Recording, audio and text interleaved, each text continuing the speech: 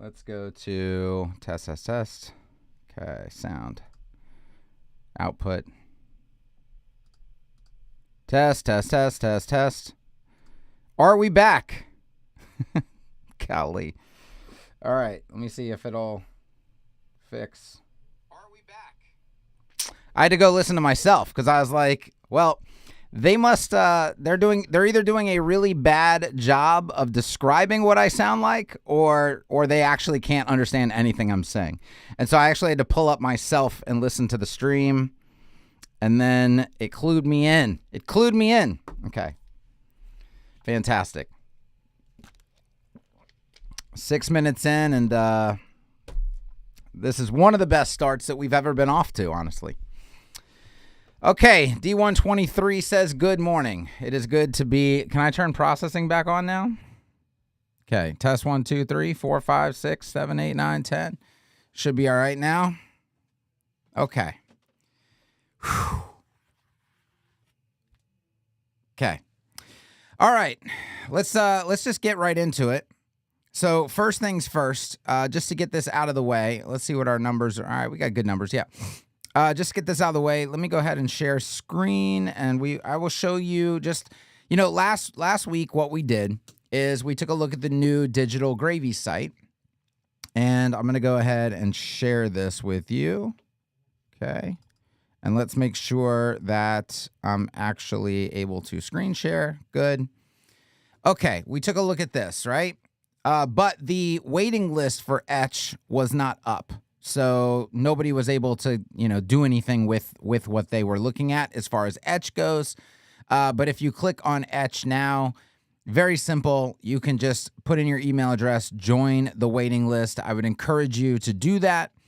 There will be little things dropping here and there as we lead up to the launch of Etch. And if you're on the waiting list, once you join it, you're going to get the welcome email. I would encourage you to read the welcome email after you get on the waiting list. And you will, it alludes to being on the waiting list is very important. Okay.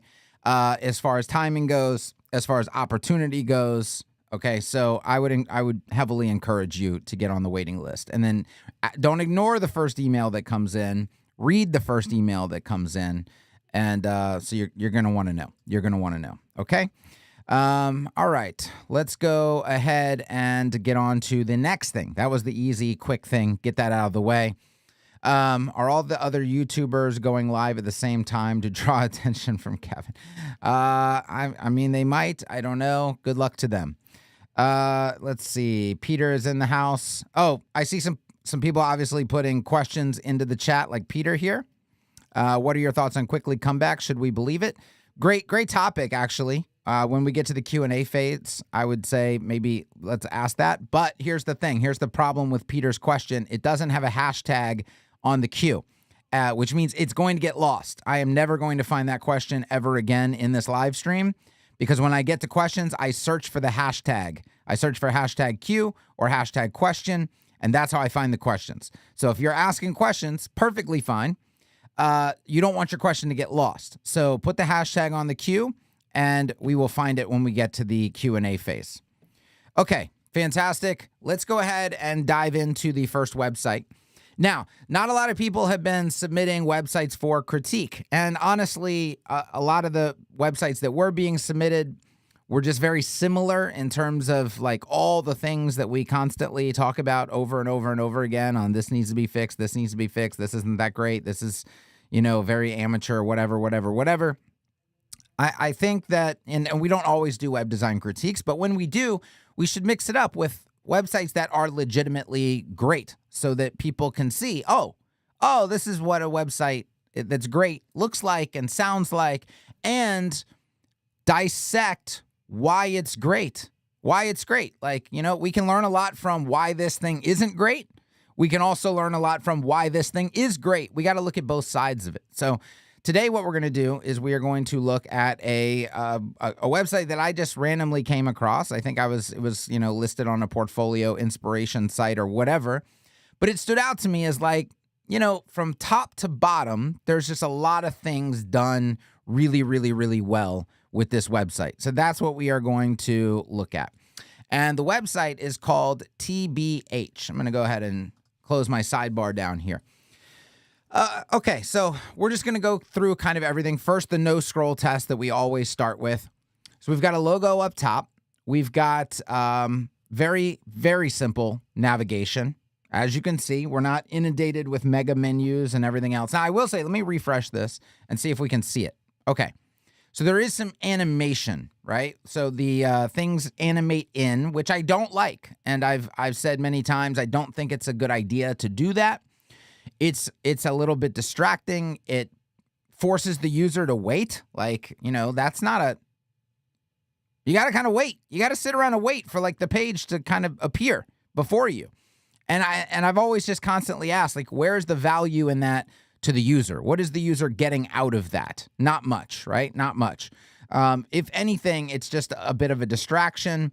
And for some people, they do not have the patience. Some people do not have the patience. And when that happens too much as they continue to go through the website, they just kind of get fed up with it and they leave. So it can absolutely have negative effects. It can have additional negative effects on the performance of the website in terms of load speed and all of that as well. So it's just like, what is it doing? What is it doing? It's not really doing much of anything. So that's one criticism that I have. But I want to start with just the no scroll test of like, all right, do we know where we're at and what this website offers? Well, it says right here, mental health reimagined for students, helping your students succeed and thrive with the help of licensed therapists and a community of peers when and where they need it most. Okay, so we can obviously see that this is a therapy site aimed at kids, students in particular, okay? One thing I will say about the headline, I think it would be a little bit stronger if it was mental health for students reimagined, okay? Like mental health for students, comma, reimagined. I think it reads a little bit weird, mental health reimagined for students. To me, that just reads a little bit weird, but it is a strong headline, okay? And then this obviously is a textbook lead paragraph that lets people know what's going on here. The graphics over to the side are that kind of animation doesn't bother me. And it obviously is the target market that they're going for. It uses kind of like MTV kind of cartoony little cutout type things to decorate the design, which I think is good because it's on market, right? Okay, so as far as the no scroll test goes, we've got a clear header, we've got a clear hero area, we've got clear messaging, we've got clear media. Off to a good start, obviously, right? Let's pause for a second before we go any further, and let's talk about branding. Let's talk about just the name of the thing, TBH. I think this shows you where, people with a marketing mind are at the core of the business in general. Right? Not just like, here's a company and they hired a good web design team and the web design team did a good job. It's like from the name of the brand, right? From the name of the brand to the logo, it's 100% cohesive. For those of you who have no idea what's going on with the word TBH, obviously it means to be honest, okay? And it's an abbreviation that the kids use, okay? Like TBH, right? They'll say TBH after they put their opinion. And so you're creating a mental health company for that demographic. You literally name it after something that they use in text all the time that obviously that connects with them, okay? So really, really, really good. Let me see if I can pull up. I would like to see chat while we go through this as well. I wish it would stay on top. Okay. And everybody can see. Is the audio still weird for anyone else? No, everybody's saying it's good to go. All right, and I think everybody can see the page. So we'll keep going. Fantastic. Okay, so brand on point, name on point, design on point. It's, I like this little angled divider. Dividers are hard to do these days because they've overdone dividers so much. That they all start to look a little bit cheesy, but this is still well done. It's kind of like an off-balance divider. It's not just an angle. It's an angle with another angle coming off of it. Yeah, so it's well done. It's well done. We've got the overlap here. They've got trusted by students at over 100 schools, so a little bit of social proof.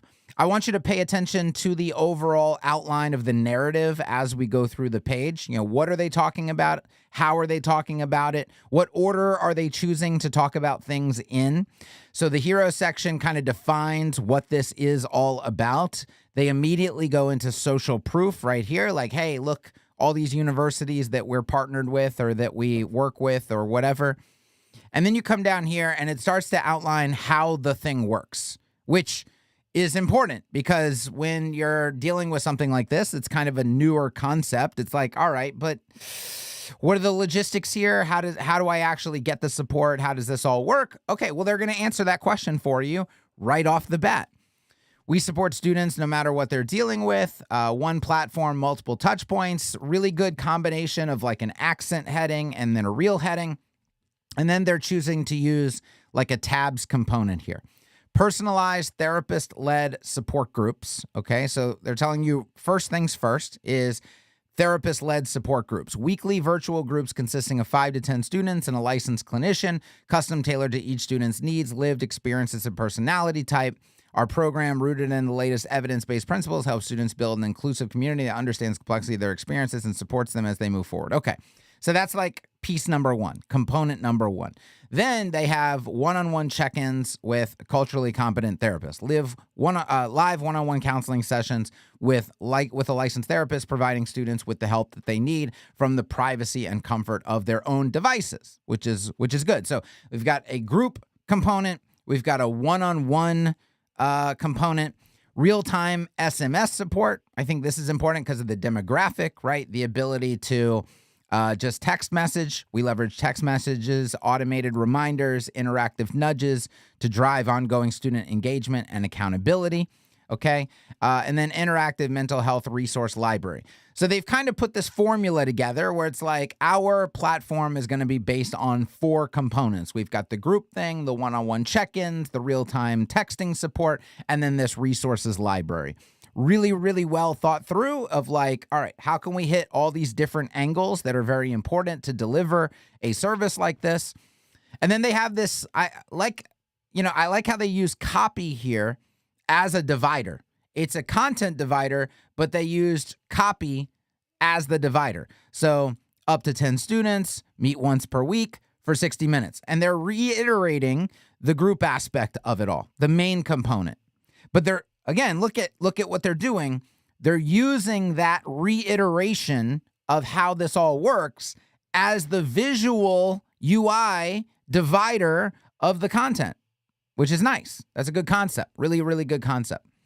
Okay, so then we scroll down. What do they go to next again? Back to social proof. So look at what they're kind of sandwiching in here. Hey, here's what this is. Here's what this platform is, okay? Here's some social proof. Here's how it works. Here's how it works again in a little snippet soundbite. And then we're going right back to social proof. Here what our students have to say. Nice little accent heading. And then a testimonial, right? Okay? And again, a visual, a smiling face of the demographic. Connection. Let's connect with the visitor. Now, who we help, which is calling out. You got to call out your audience. Who is this for? Who is this for? Answer that question. Don't make them figure it out, okay? Don't make them guess. Who do we help? Well, K through 12. They're back to a tab concept again. And you don't have to use tabs to do this kind of stuff, but it conserves space, okay? So K through 12, I guess that's K through 12. So we provide the most comprehensive approach to MTSS, helping schools quickly and proactively identify students in need and offer them personalized, targeted interventions. Through our platform, districts can implement data-driven decision-making, progress monitoring, and evidence-based supports. This is a little bit, the one thing I would say here, the one piece of criticism I would say is, if you've noticed, they've gone from talking to the demographic and maybe the parents of the demographic to a more enterprise level thing. They're now talking to like organizations, and there's a little bit of a disconnect there. And this is where you want to bucket people, because obviously you can sell to individuals and families. You can sell to school districts and universities, okay? And those are obviously 2 very different groups. And you want to talk to them about different things for different reasons. And so it really helps to know which one is actually looking at the website. So if we go back to the top and we look at the navigation, you can see enterprise, you can see higher ed maybe, but like higher ed would be, to me, it would be K through 12. I'm actually talking to the parents of that demographic or that demographic. And that's actually kind of very important here. I think K through 12 is too big of a bucket.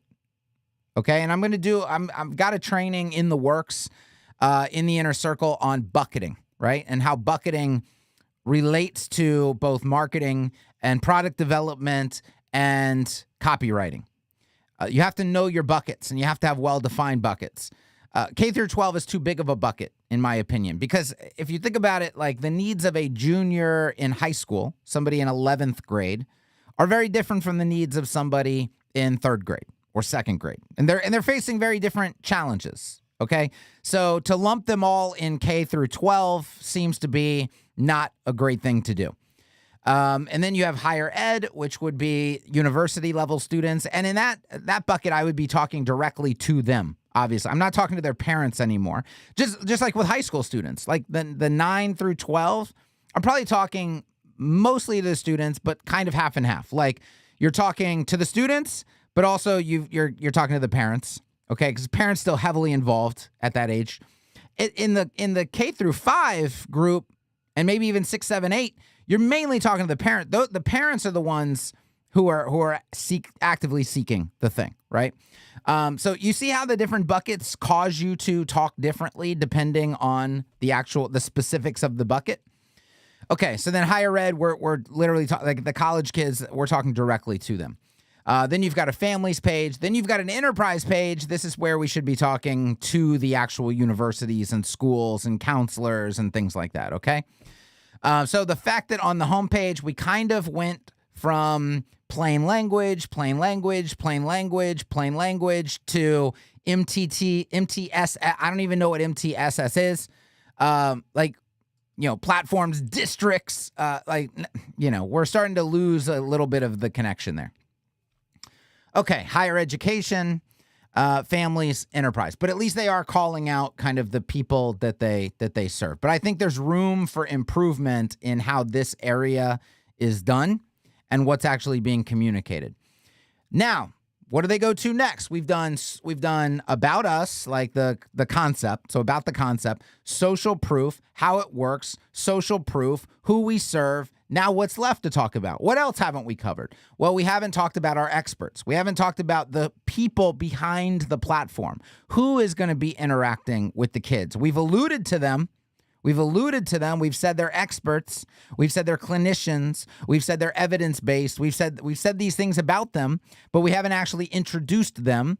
And so now they're in the process of introducing them. A proprietary program built by expert therapists who understand students. All TBH groups are facilitated by licensed, culturally competent therapists who have experience working with youth, adolescents, and college-age students. Our proprietary program, rooted in the latest evidence-based therapeutic practices, provides students with a safe space to deal with life's challenges. And we're getting some glimpses of actual people with names, okay? And I think that once they get a little bit further, if you notice, I'm not a big fan of this. This would be something I'm critical of again. And it's why I raced to, have something for the Etch page, waiting list, at least something. But about us company, I can't click on it. I can't careers, press kit, blah. I can't do anything. Everything's kind of coming soon. I would just rather not list these things yet. Just have the homepage like this and join now. All of this, we don't have to tell people that these empty things are coming soon. But I think when you get to the About Us, maybe they're going to have a whole directory of here's our actual experts. You can click on them, read their bio, read their profile, whatever. We'll see if that eventually comes. That's probably the route that I would go because that is important. Parents are like, who's my kid going to be talking to again? I want to know more about them. I don't want them to be a nameless, faceless person on the internet. I want to actually know who this person is. So that's the way that I would go with a directory. And in WordPress, obviously, custom post type, and every person has their own page and their own profile and details and yada, yada, yada. Okay. All right. Now, calls to action. I think this is another area that could be improved. It's a little bit lifeless. Login is very direct, which is fine. That's good. I'm not sure I like the white button on the very, very, very light background, though. There's not enough contrast there, in my opinion. Maybe just do an outline button, an outline version of the primary color. I don't know. Or do something to help it stand out just a little bit. But mainly the join now is just the very boring kind of, It doesn't really, it's not very inspirational. It's not cute. It's not, they didn't do anything with the brand. They didn't do anything with the smiley face, the little character here. I mean, they could have at least integrated that somehow. There's just room for improvement. Join now is very boring. And the brand, obviously, and the platform have personality. So it's got all this personality going, but then it's kind of very boring with its call to action. I just think that there's a little bit extra that could be done there. And then if you see it, it's like, what am I joining? Like, you put in your student info, you put in the parent info, which I don't even know. I'm a little bit confused, as I don't think this is a step system. This isn't like step 1 and step 2. I think they're relying on you to realize that there are 2 options here. And if you're a parent, they want you to fill this out. And if you're a student, they want you to fill this out. I don't think that's the best way to segment people, because usually when you see tabs like this at the top of a form, it's indicating like steps in the form process. It's not indicating that there are 2 different forms. So I would find a way to make that a little bit more clear. And then this is, okay. I don't know. Like, I didn't see them mention any therapy for parents, but it's like, I'm interested in programs. Now, suddenly when I'm in the process of joining, I can choose like myself as the option. I don't know. That part's a little bit confusing. So, when are you going to ask me to pay? How much does it all cost? Let's go back and see if we can find any information on this stuff. Let's go to families, children. Okay. Let's just look at how they're architecting these pages right here. So here's what we offer for your child. Here's what we offer for you. Parent dashboard with actionable insights about your child's well-being. Expert-led webinars on timely topics related to wellness and parenting. Automatic alerts for crisis situations. Okay. Back to more social proof. All right. Here's some process steps. It's all notice how it's all very simple to figure out. Like when you have questions, you're like, all right, what does it offer? How does it work? It's not an award. I wouldn't say you're not going to see this in like an awards thing, right? Because it's not super flashy. And that's actually been my point for so long, is that you shouldn't be. The goal is not to win design awards. The goal is to communicate the product or service and get people to sign up for it, right? Designers get in the way because their ego and they care about, let me put all my talents on display. How much art can I turn this website into? And they use it as their own little art canvas, instead of keeping in mind that the objective here is not to win an art contest. The objective here is to communicate a product or service to the people who need it and get them to sign up.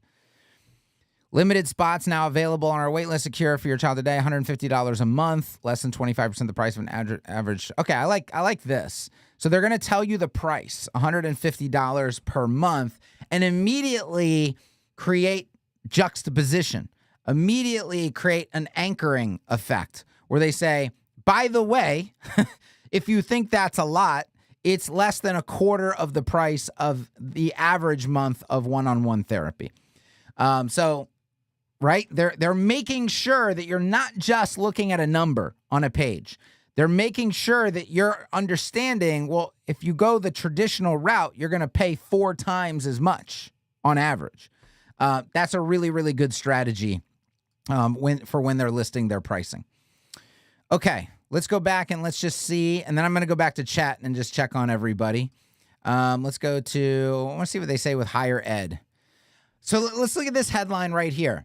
Most students don't seek help. Make sure no one is left behind. Interesting. Okay. We provide on-demand personalized mental health support for students, helping schools improve retention, diversity, inclusion, and overall student access. I'm not 100% clear exactly who they're talking to right now. We help you provide quality evidence-based virtual mental health services that work as an extension to your current resources and integrate seamlessly with your existing systems. Okay, so they're obviously talking to the institutions. All right, students sign up. Okay, they're going back very, very. This is like a templated, approach, which is fine. No issues there. I just need to know, obviously the first thing we ask clients when we're getting ready to do a website is, who is the primary user of the site? Who is the primary target audience and target visitor? So if you tell me, well, it's mainly, let's say for higher ed, for university level, well, it's mainly the college kids seeking out help and support. Okay, well, then we can't talk to their institutions, can we? Right? If you tell me, well, it's mainly institutions looking to supplement their systems and support, then I would create a page like this, okay? And obviously you have both, and the job of the website is to redirect people to their bucket, right? Help people find the page that speaks to them.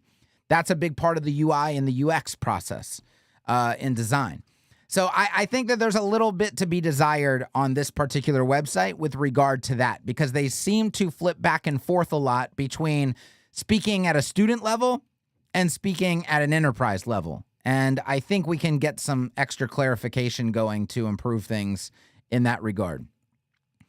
Okay, but overall, I wanted you to take a look at a website and a brand and a platform that kind of has just a ton of cohesiveness, from the naming to the actual branding to the color scheme to the copy to the visuals and the media and the social proof and the narrative all coming together and just being really, really well done. It's just really, really, really well done compared to what we normally look at, on WDD Live and the stuff that is typically submitted, right?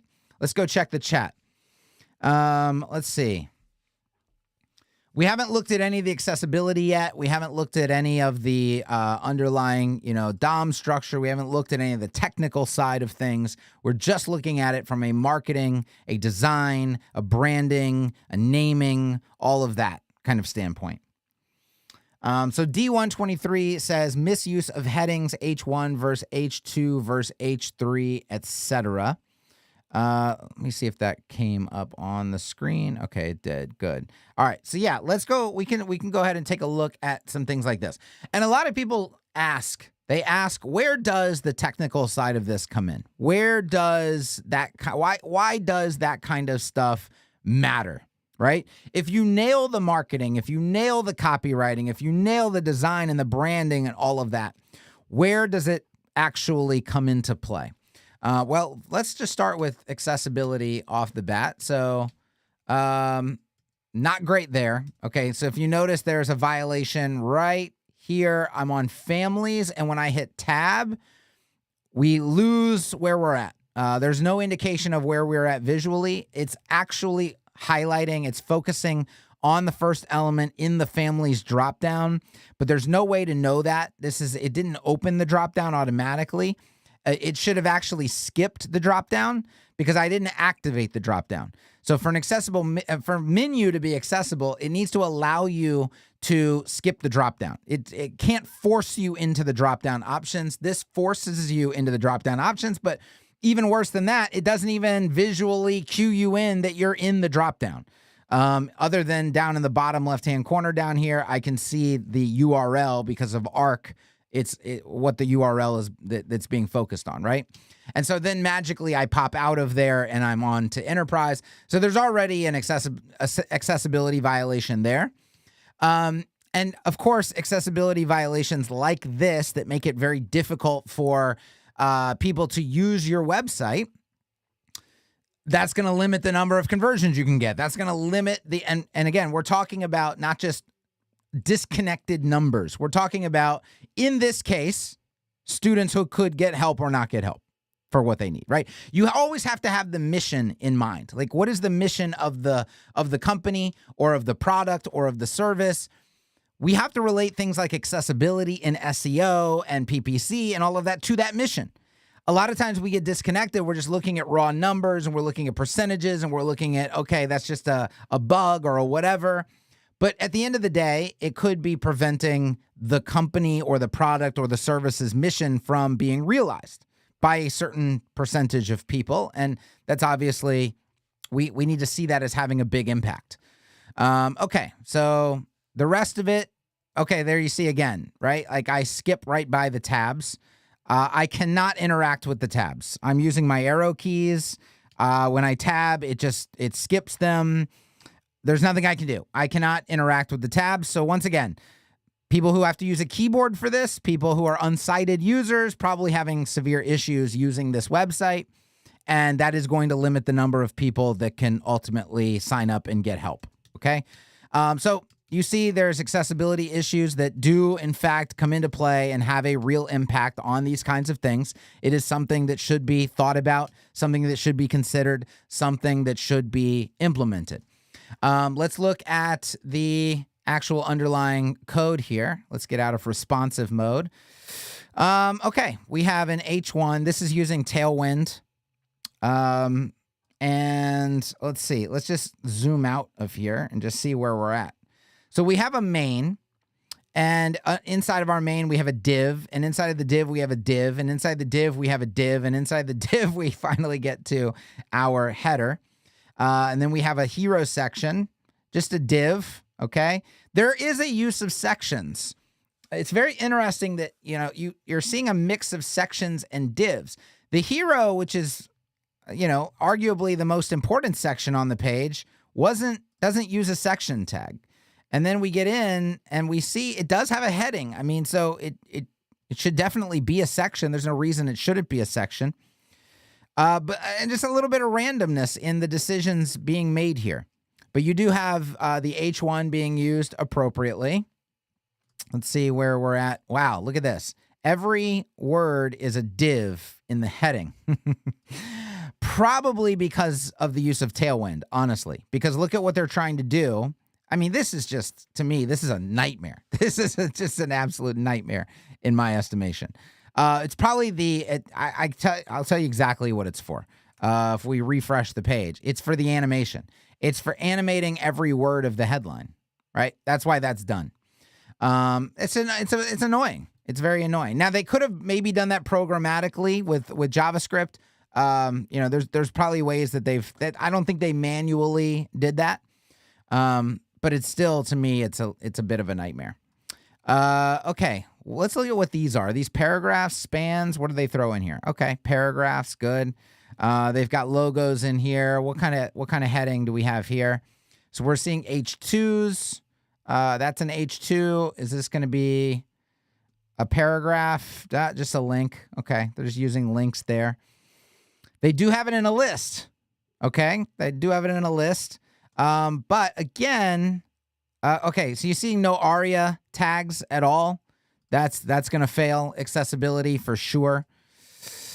None that I see just at a glance anyway. And the fact that these are, links, and it's just not, you can't use the keyboard. I mean, that whole section's a fail. What do they got going on here with this kind of stuff? Just some spans. Okay, no big deal here.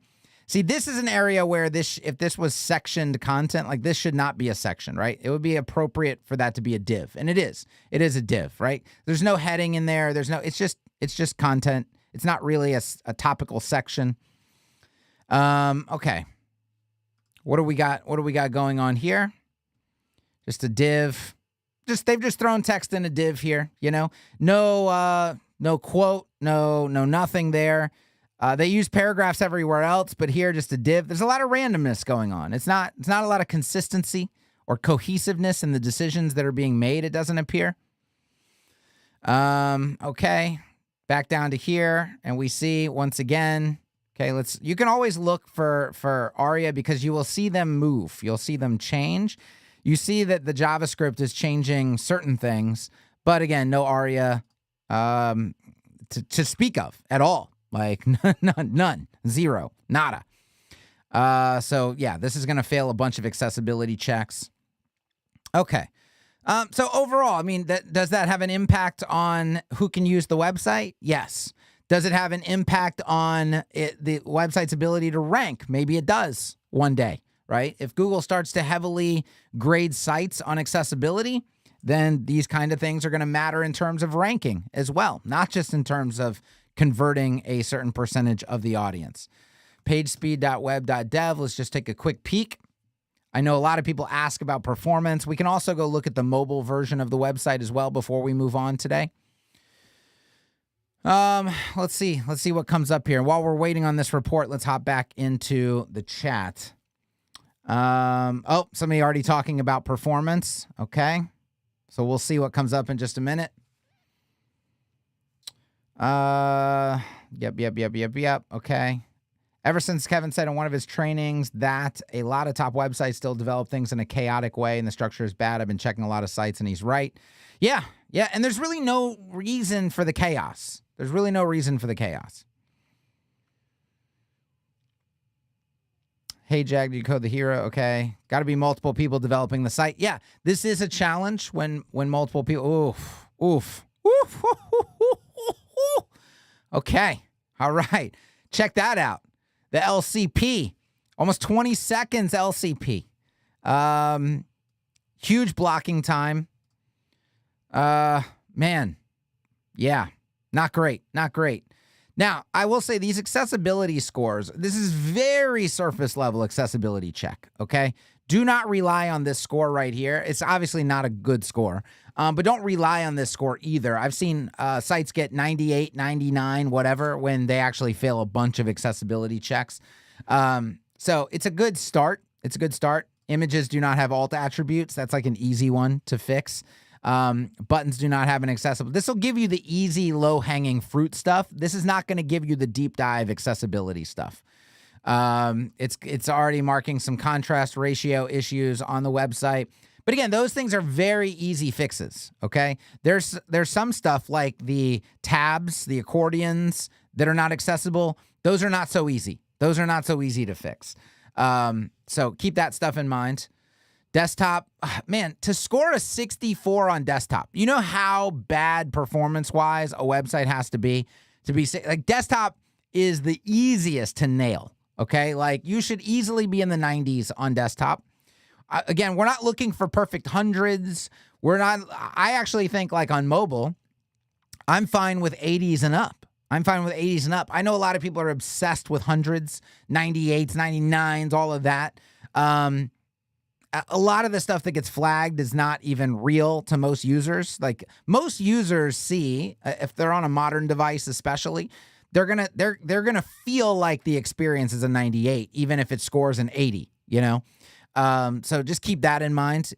We don't have to, the 100 chasing, the 100 out of 100 chasing that a lot of people do is none of that is making your client any more money. Once you're in the 80s and 90s, especially if you pull up the website on different devices in different scenarios and it just feels fast and responsive and it's doing what you want it to do and expect it to do, that's the experience users are having. And so you don't have to be at 100 out of 100 for this kind of stuff. But this is bad. This is poor. This is very bad. SEO, what's it flagging on SEO? Document design meta description. Again, low-hanging fruit being missed like that is a little bit of an alarm. Links do not have descriptive text. Okay. Images do not have alt attributes. We already looked at that. That's both an accessibility violation and an SEO violation. Okay.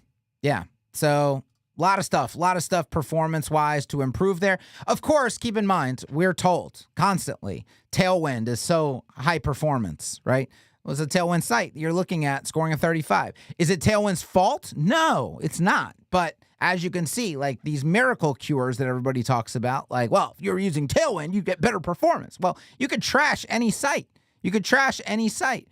And if you look at, when people point out, oh, ACSS did this to my site. Like, no, I mean, your eight different JavaScript add-ons, your unoptimized images, like like you've got a lot going on here. That has nothing to do with the framework being used. And that's the case here, right? They've got a lot of stuff going on that has nothing to do with the framework or Tailwind. They've just got a lot of issues, and those lots of issues are adding up to a lot of different flags here and a generally low score.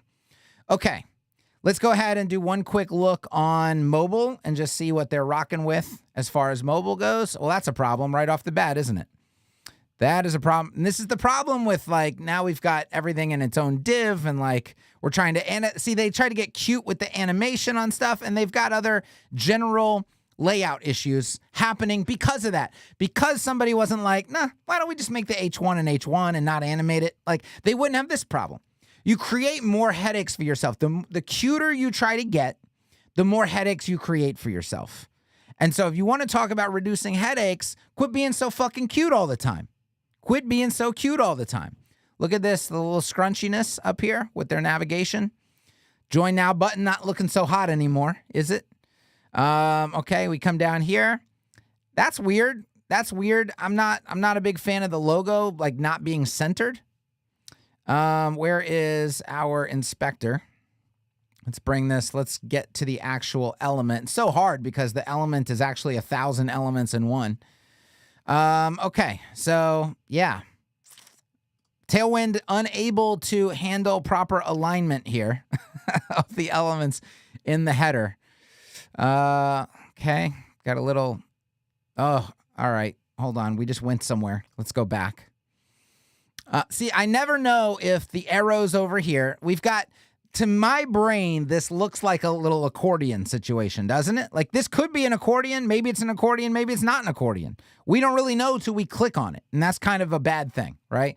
Because I didn't know if something was going to drop down or if we're actually going to be taken somewhere. And we actually got taken somewhere, and I wasn't quite ready for it. Because then we have links down here that don't look like these links up here. You see how users can get confused? This is how users get confused. You have to look at it as kind of like a beginner user is like, what is most people going to think about this kind of layout situation right here? Then they've got a button still in here. I don't know. That's not fantastic. This could use some improvement. Okay. Let's get down to, let's actually choose a device. Let's go iPad. No, let's go iPhone 14. So let's do 12 Pro. iPhone 12 Pro. All right. See, this is where I'm a fan. A lot of people have asked me this before. I just think it's cleaner when you left align content on mobile, right? The fact that this is centered, it doesn't look all that bad here, but as you scroll down, it kind of does, because then when you see stuff left aligned, the stuff that's centered looks a little bit off. It's like, not great. Okay, like if this was all left aligned here, this would look so much cleaner. But you can't just left align this stuff and then leave this stuff centered. Like to me, you just, on mobile, it's super clean to kind of just left align everything. Okay, we go down. Stuff like this can kind of be centered because it just floats in the middle. But any like long form content just kind of needs to be left aligned in my estimation. Okay, it's typical. Well, this just looks janky. How do we go from left aligned heading where you were previously center aligning the headings? Okay, center right here, and then suddenly in the footer somebody was like, "Nah, this is definitely where we should start left aligning things." But you know what we should do? Even though we're just going to randomly start left aligning the headings, we should definitely center the links and their headings. That would be a good thing. Like, no, this is just, this looks super janky. This looks super janky right here. Do we agree? Do we agree? Am I off the rails? All right. Let me go down in the chat. Text alignment problems when every word is a div. Who would have expected it, says Tudor. Yes, exactly. Okay. It's more the case of what they did not do. Pixel M rim at ID, colors off, shading, padding, margins, you name it. They got it so wrong. I'm a left align addict, honestly. Yeah, I mean, it's not, when in doubt, left align it, you know? Okay. Everybody seems to be pretty much on the same page. Digital algorithms says probation time. Just FYI, this does not appear to be a WP site. Yeah, it's probably not a WordPress site. You rarely will see a Tailwind used on a WordPress site unless the person, like if they're using a page builder and Tailwind, they're an absolute lunatic in my estimation. Okay. When you 100% the Lighthouse accessibility and SEO, you usually complying on 80% for US or EU laws. To make that 20% client needs to pay to take more development. Not necessarily. Like you fail. Well, if you introduce, the minute you introduce accordions and tabs, you have introduced lots of additional accessibility complexity. Okay, and you just have to know that. And I don't think that Lighthouse test is going to flag that kind of accessibility issue.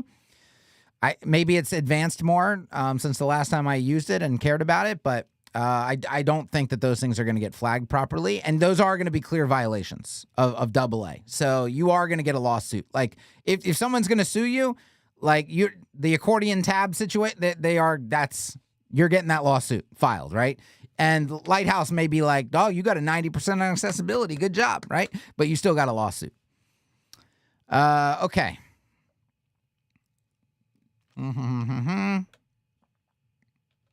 You can score 100% on Lighthouse and have a website that isn't accessible to anyone, including sighted users. Yeah. That's kind of the point that I was getting at. So just use that to clean up some surface level stuff, but don't use that grade as like ooh, I passed. I'm good to go. I don't have to do anything else. That's not where you want to be. Okay. All right. I think we're done with this. We're ready to move on to the next segment, which is, we got to talk. I added this at the last minute. We got to talk about some Webflow stuff. Okay. So what we're going to do is I am going to pull up a couple little screenshots here. Okay, we talked a lot last week about data ownership. Let me zoom in on this here. Okay, good. So data ownership, there's a few things related to data ownership, right? One thing we talked about that I ranted about was the ability of a company to just turn off your website, to just say they don't like you anymore, they don't like your opinions, they don't like the way you think, they don't like the way you look, they don't like the way you whatever.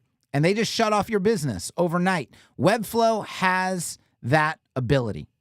Shopify has that ability. These companies can do that, okay? They've shown they will. Facebook, YouTube, these platforms, you can't rely on them. You cannot rely on them. And because a website is the central marketing hub for most businesses online, you can't put your website in somebody else's hands. That is why open source is so powerful. And that's why open source is that's the linchpin. That's the thing they can't fuck with. So Webflow, like these other platforms, they can do whatever they want with their features and all this other stuff.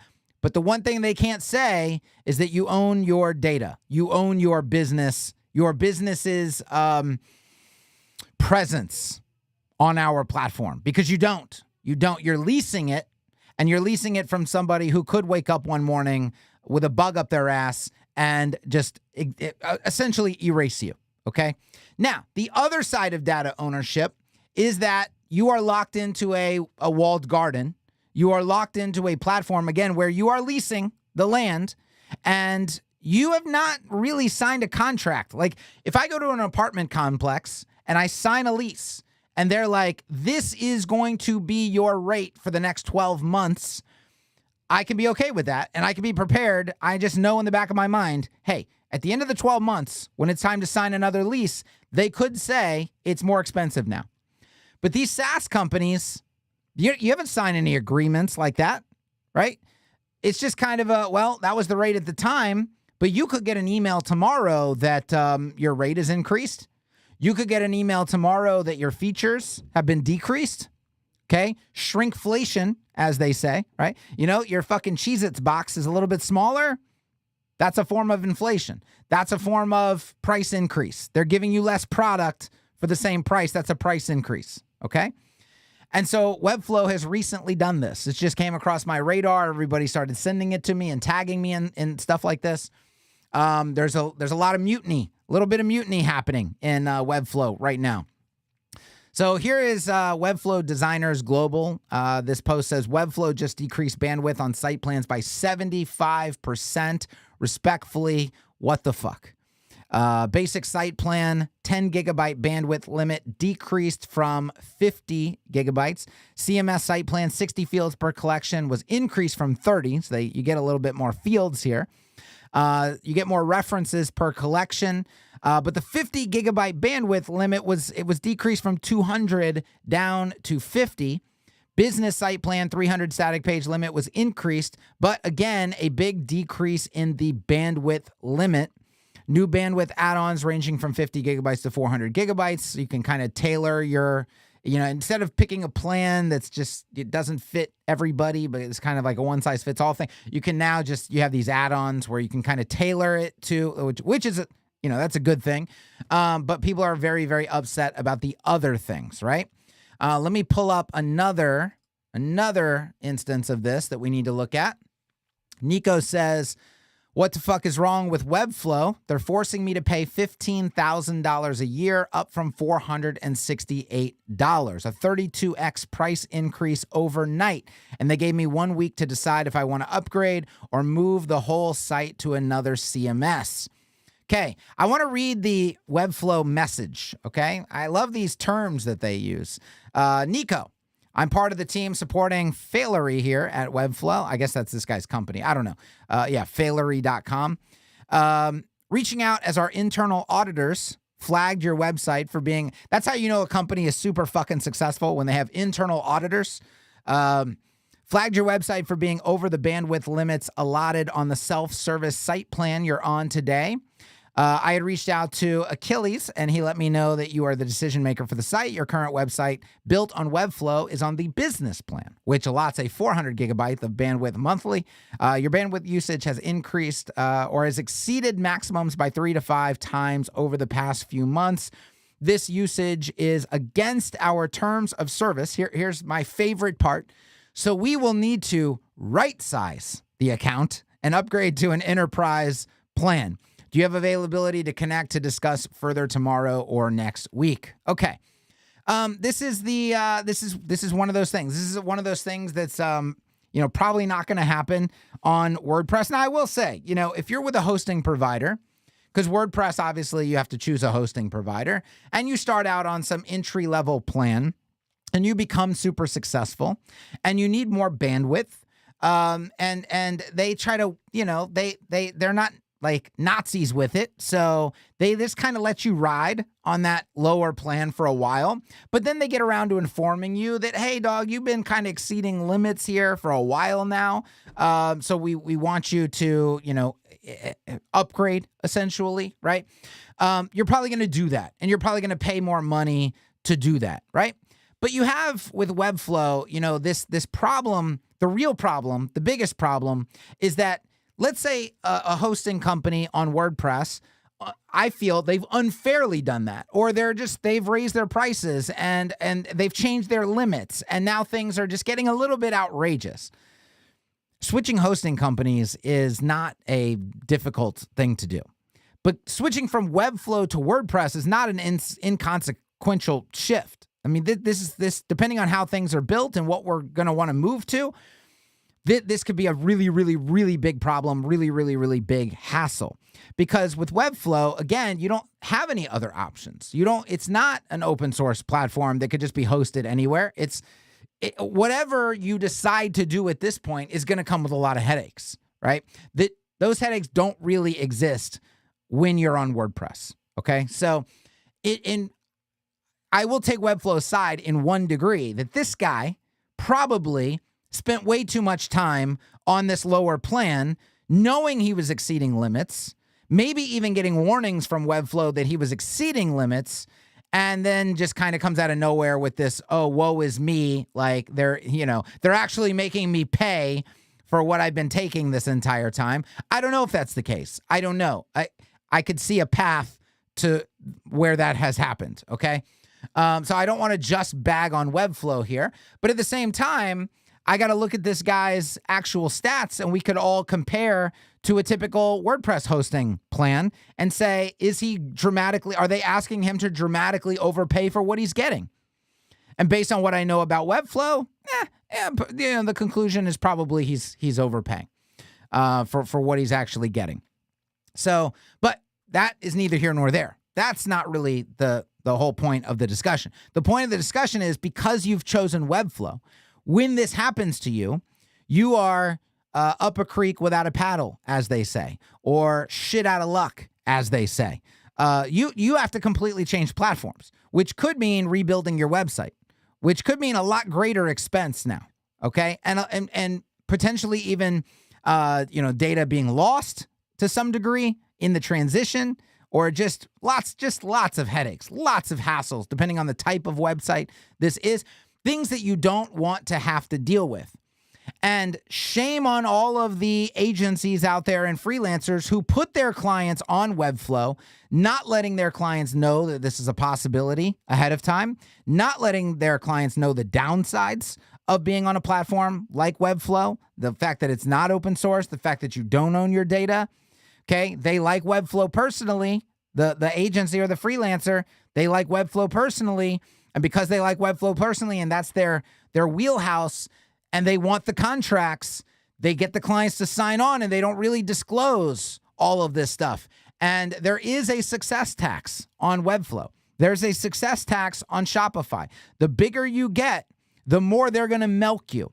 And they are less incentivized to be fully honest and transparent in their milking of you because they know about the lock-in factor. They know it's kind of hard to leave. It's a big headache to leave, and a lot of people are just going to take the hit versus all of the work that's required to actually pack your fucking bags and move out, right? So you're kind of in a not great situation there. Let me head over and see what chat is saying about this. Okay.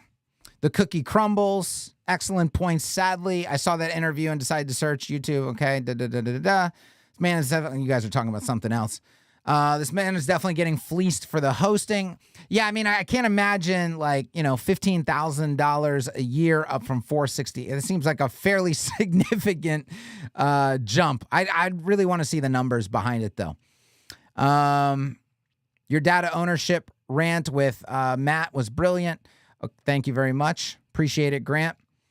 Okay. We've done the Webflow thing. It was just something I wanted to add because it came up and people tagged me in it and people had a lot to say about it. They wanted to hear what I thought about it. And this is not the first time this has happened, by the way. I mean, this has happened multiple times with Webflow. You'll see this every now and then. I do think this stuff needs to be disclosed to clients for sure. Like, let them know up ahead. Like, there is a success penalty with these companies. The more successful you get, the more they will milk you. Okay, so just be ready for it. And the harder it's going to be to divorce from that situation. Okay, they like Webflow because of the healthy affiliate income. Yeah, it's an example of putting yourself, your own interests ahead of the interests of the clients that you are doing work for.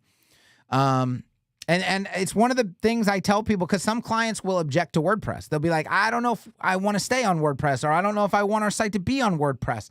And I bring out the data ownership argument. I make sure that they fully understand, like, hey, I will build your site on Webflow if you really want me to. It's close enough to the workflow.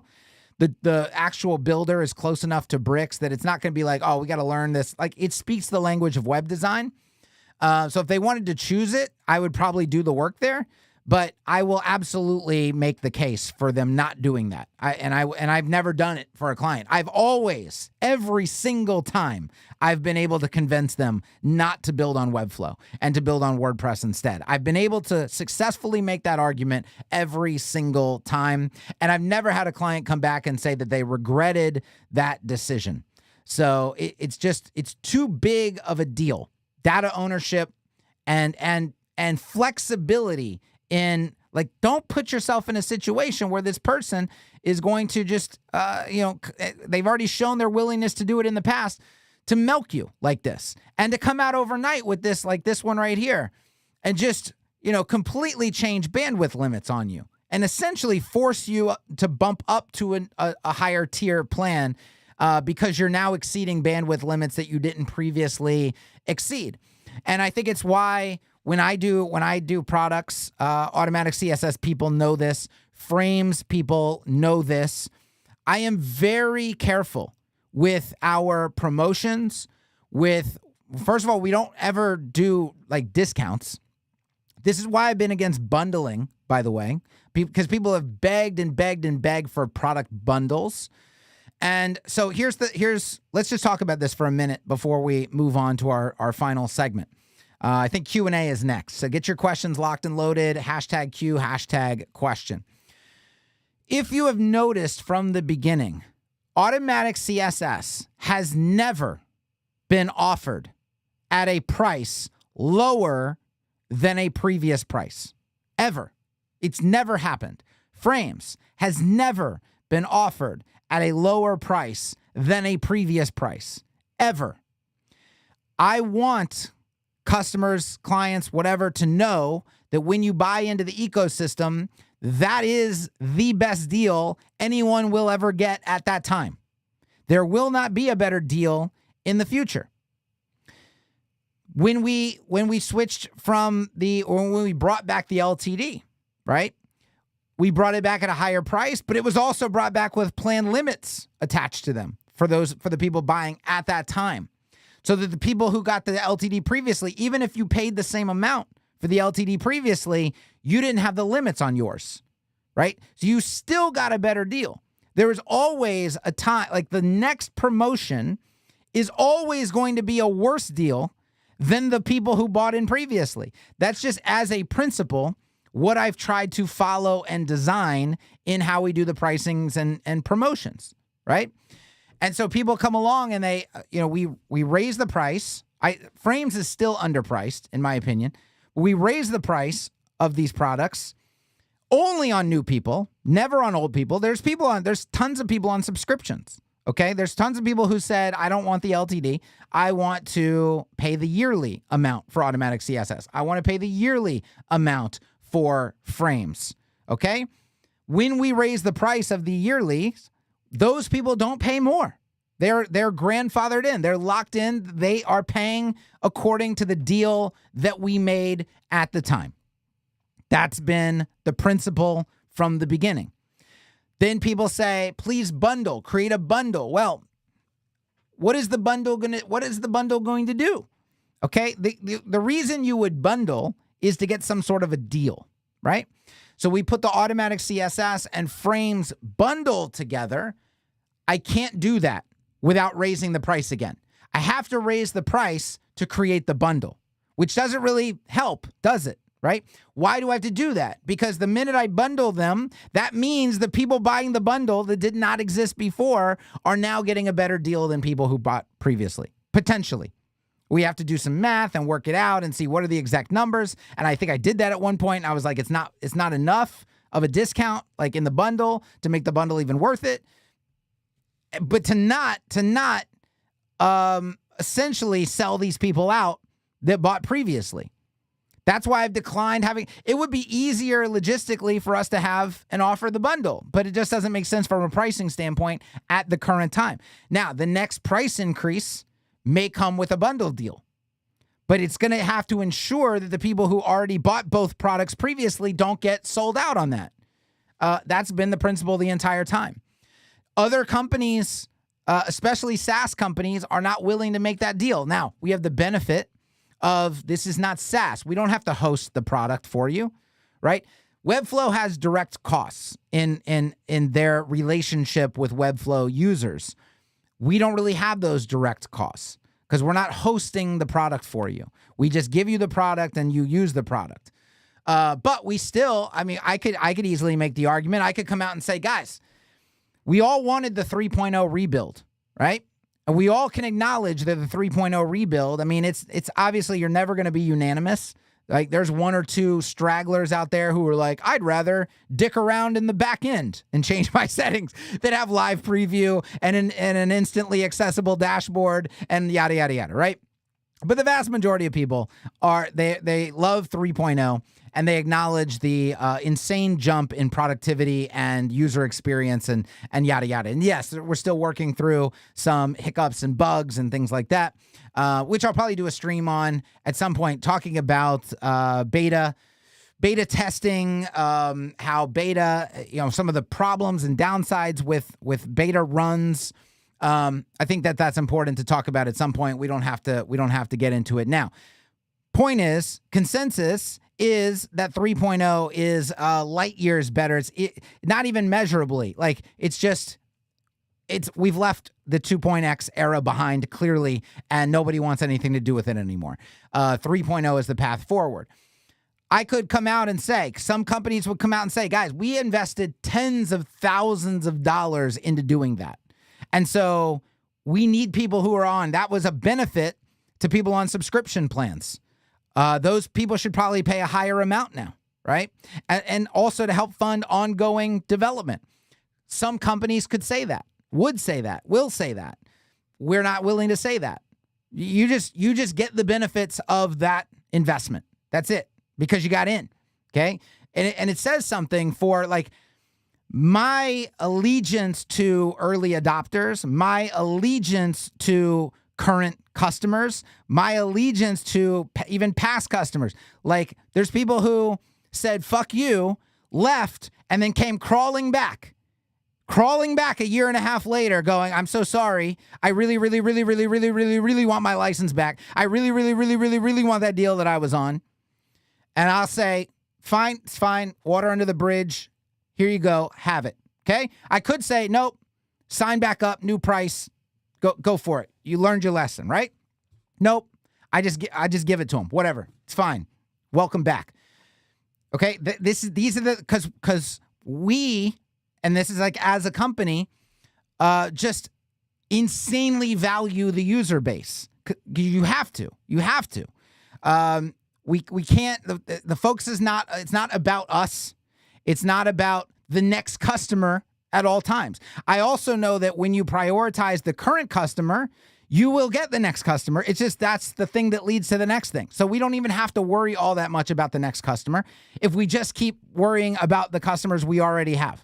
It should work out. In theory, it should work out.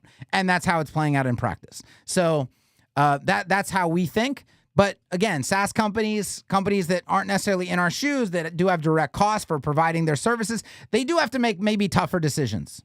Okay, there may be some tougher decisions that they have to make. As you can see with Webflow, they are not afraid of just slashing features that you previously had and then dramatically increasing the price over what you previously agreed to or thought you were going to be paying. That's just something to consider. Okay. Shopify has done that in the past. I don't think they do it as much as Webflow does or as aggressively as Webflow does, but it is always a risk. It is always a risk. Okay, let's hop back to the chat, and then we are going to do some Q&A. Okay, I really appreciate that method. It feels like every product out there benefits new users till the end. Loyalty is disregarded. Yeah, I think that's super important. There are some popular plugins out there that offer a $199 license on Black Friday, but charge existing users $699 plus a year. Even at my full hourly rate, it's a better call to cancel and update all keys. Yeah, that doesn't make sense to me. Okay, I think it's time for questions. We'll go in and let's do a little question search here, and let's get to it.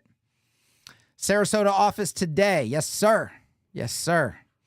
I have not received the welcome email from Etch. Is it because I'm also on some of your lists with that email, ACSS Frames Inner Circle? No, that should not be the case. Definitely check spam. It could be a deliverability issue because we're sending from the new, it's sending from Etch at digitalgravy.co, which is a brand new email address. It's also an alias.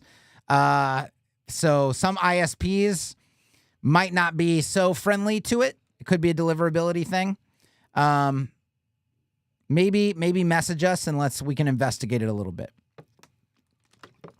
What was wrong with the audio? Says Paradis.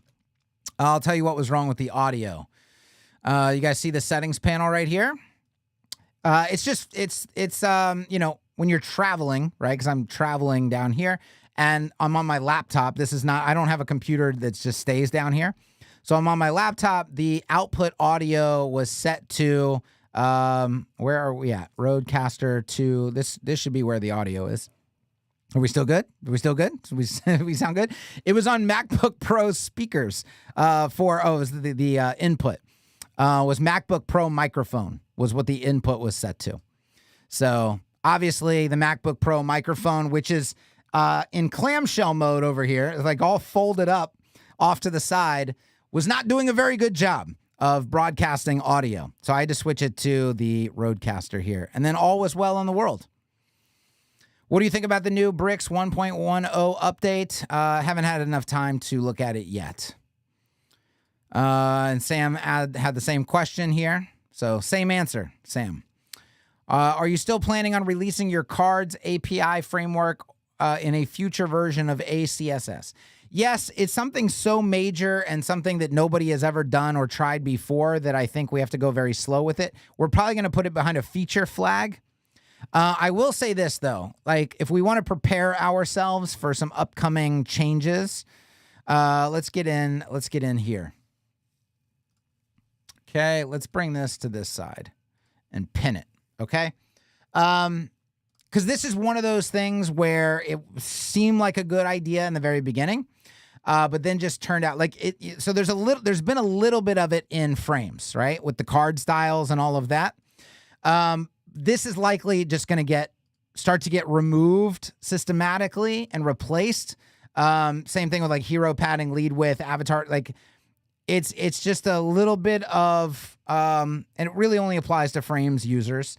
There's a little bit of too fast engineering, right? Too fast engineering where the whole kind of 30,000 foot view wasn't thought about enough yet. And so same thing with the card API. We want to make sure that everything fits perfectly together and makes total sense, because you have some improvements like, for example, if we go to borders and dividers, borders, having a new global border radius, because the conclusion that we've obviously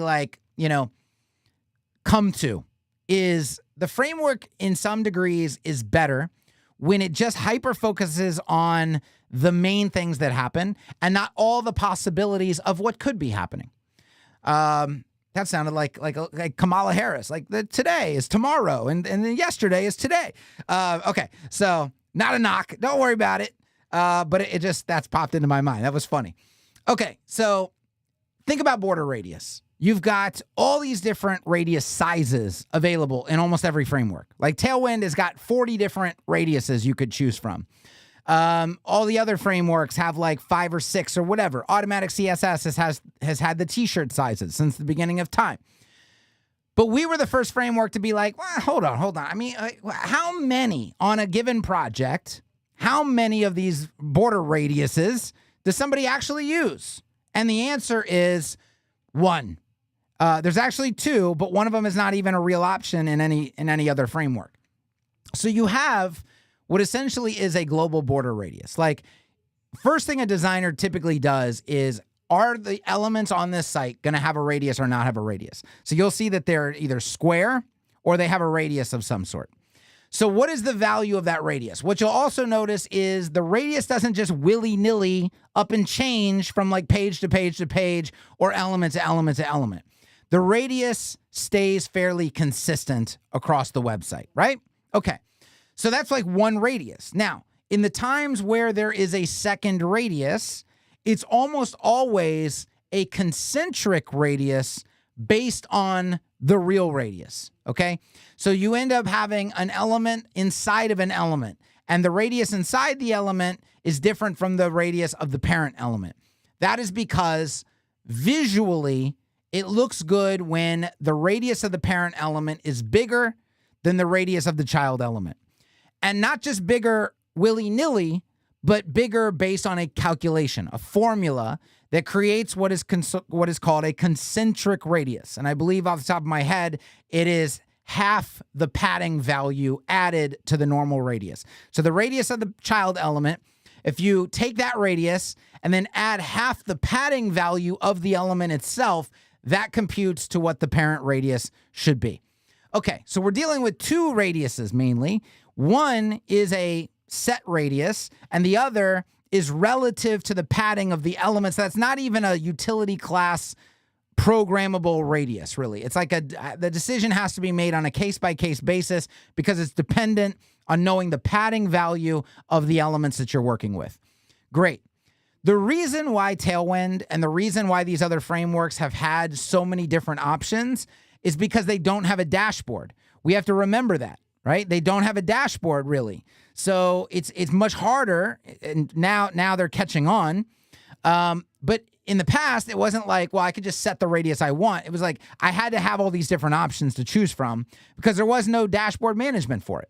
Well, automatic CSS doesn't have that limitation.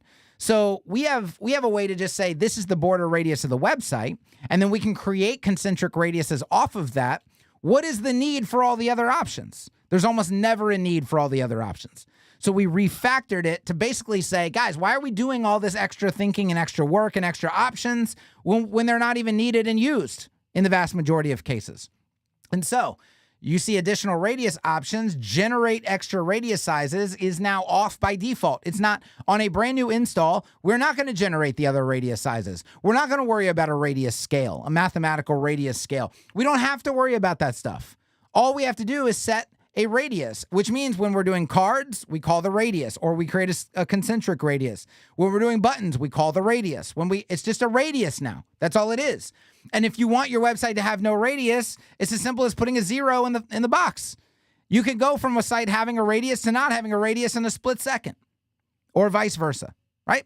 But you now manage a radius for the website. And we don't have to, are we using M? Are we using L? Are we using XL? Are we using XS? Which radius are we using, guys? And we're all like the Spider-Man comic pointing at each other. What? You use which radius, right? We don't have to go through that. Guys, the website uses a radius. That's it. That's all you need to know. And in fact, you can build and put a radius on everything, because if you don't want the radius, the value of the radius can just be 0. And the minute somebody changes their mind, like Bev, like Fred, okay? And they're just, oh, we want a radius all of a sudden. Great, what do you want it to be? Okay, here we go. Now everything has a radius of that value, right? It's way better. It's way better. So these are the kinds of changes that we're making based on real user experience, monitoring user behavior, designer behavior, right? And just questioning norms. Saying, yeah, we know it's been done like this for a very long time, but it doesn't make a lot of sense. And there's actually some benefits to doing it this new way. Same thing with a border style. Same thing with dividers. Having a global divider style, having a global border style, okay?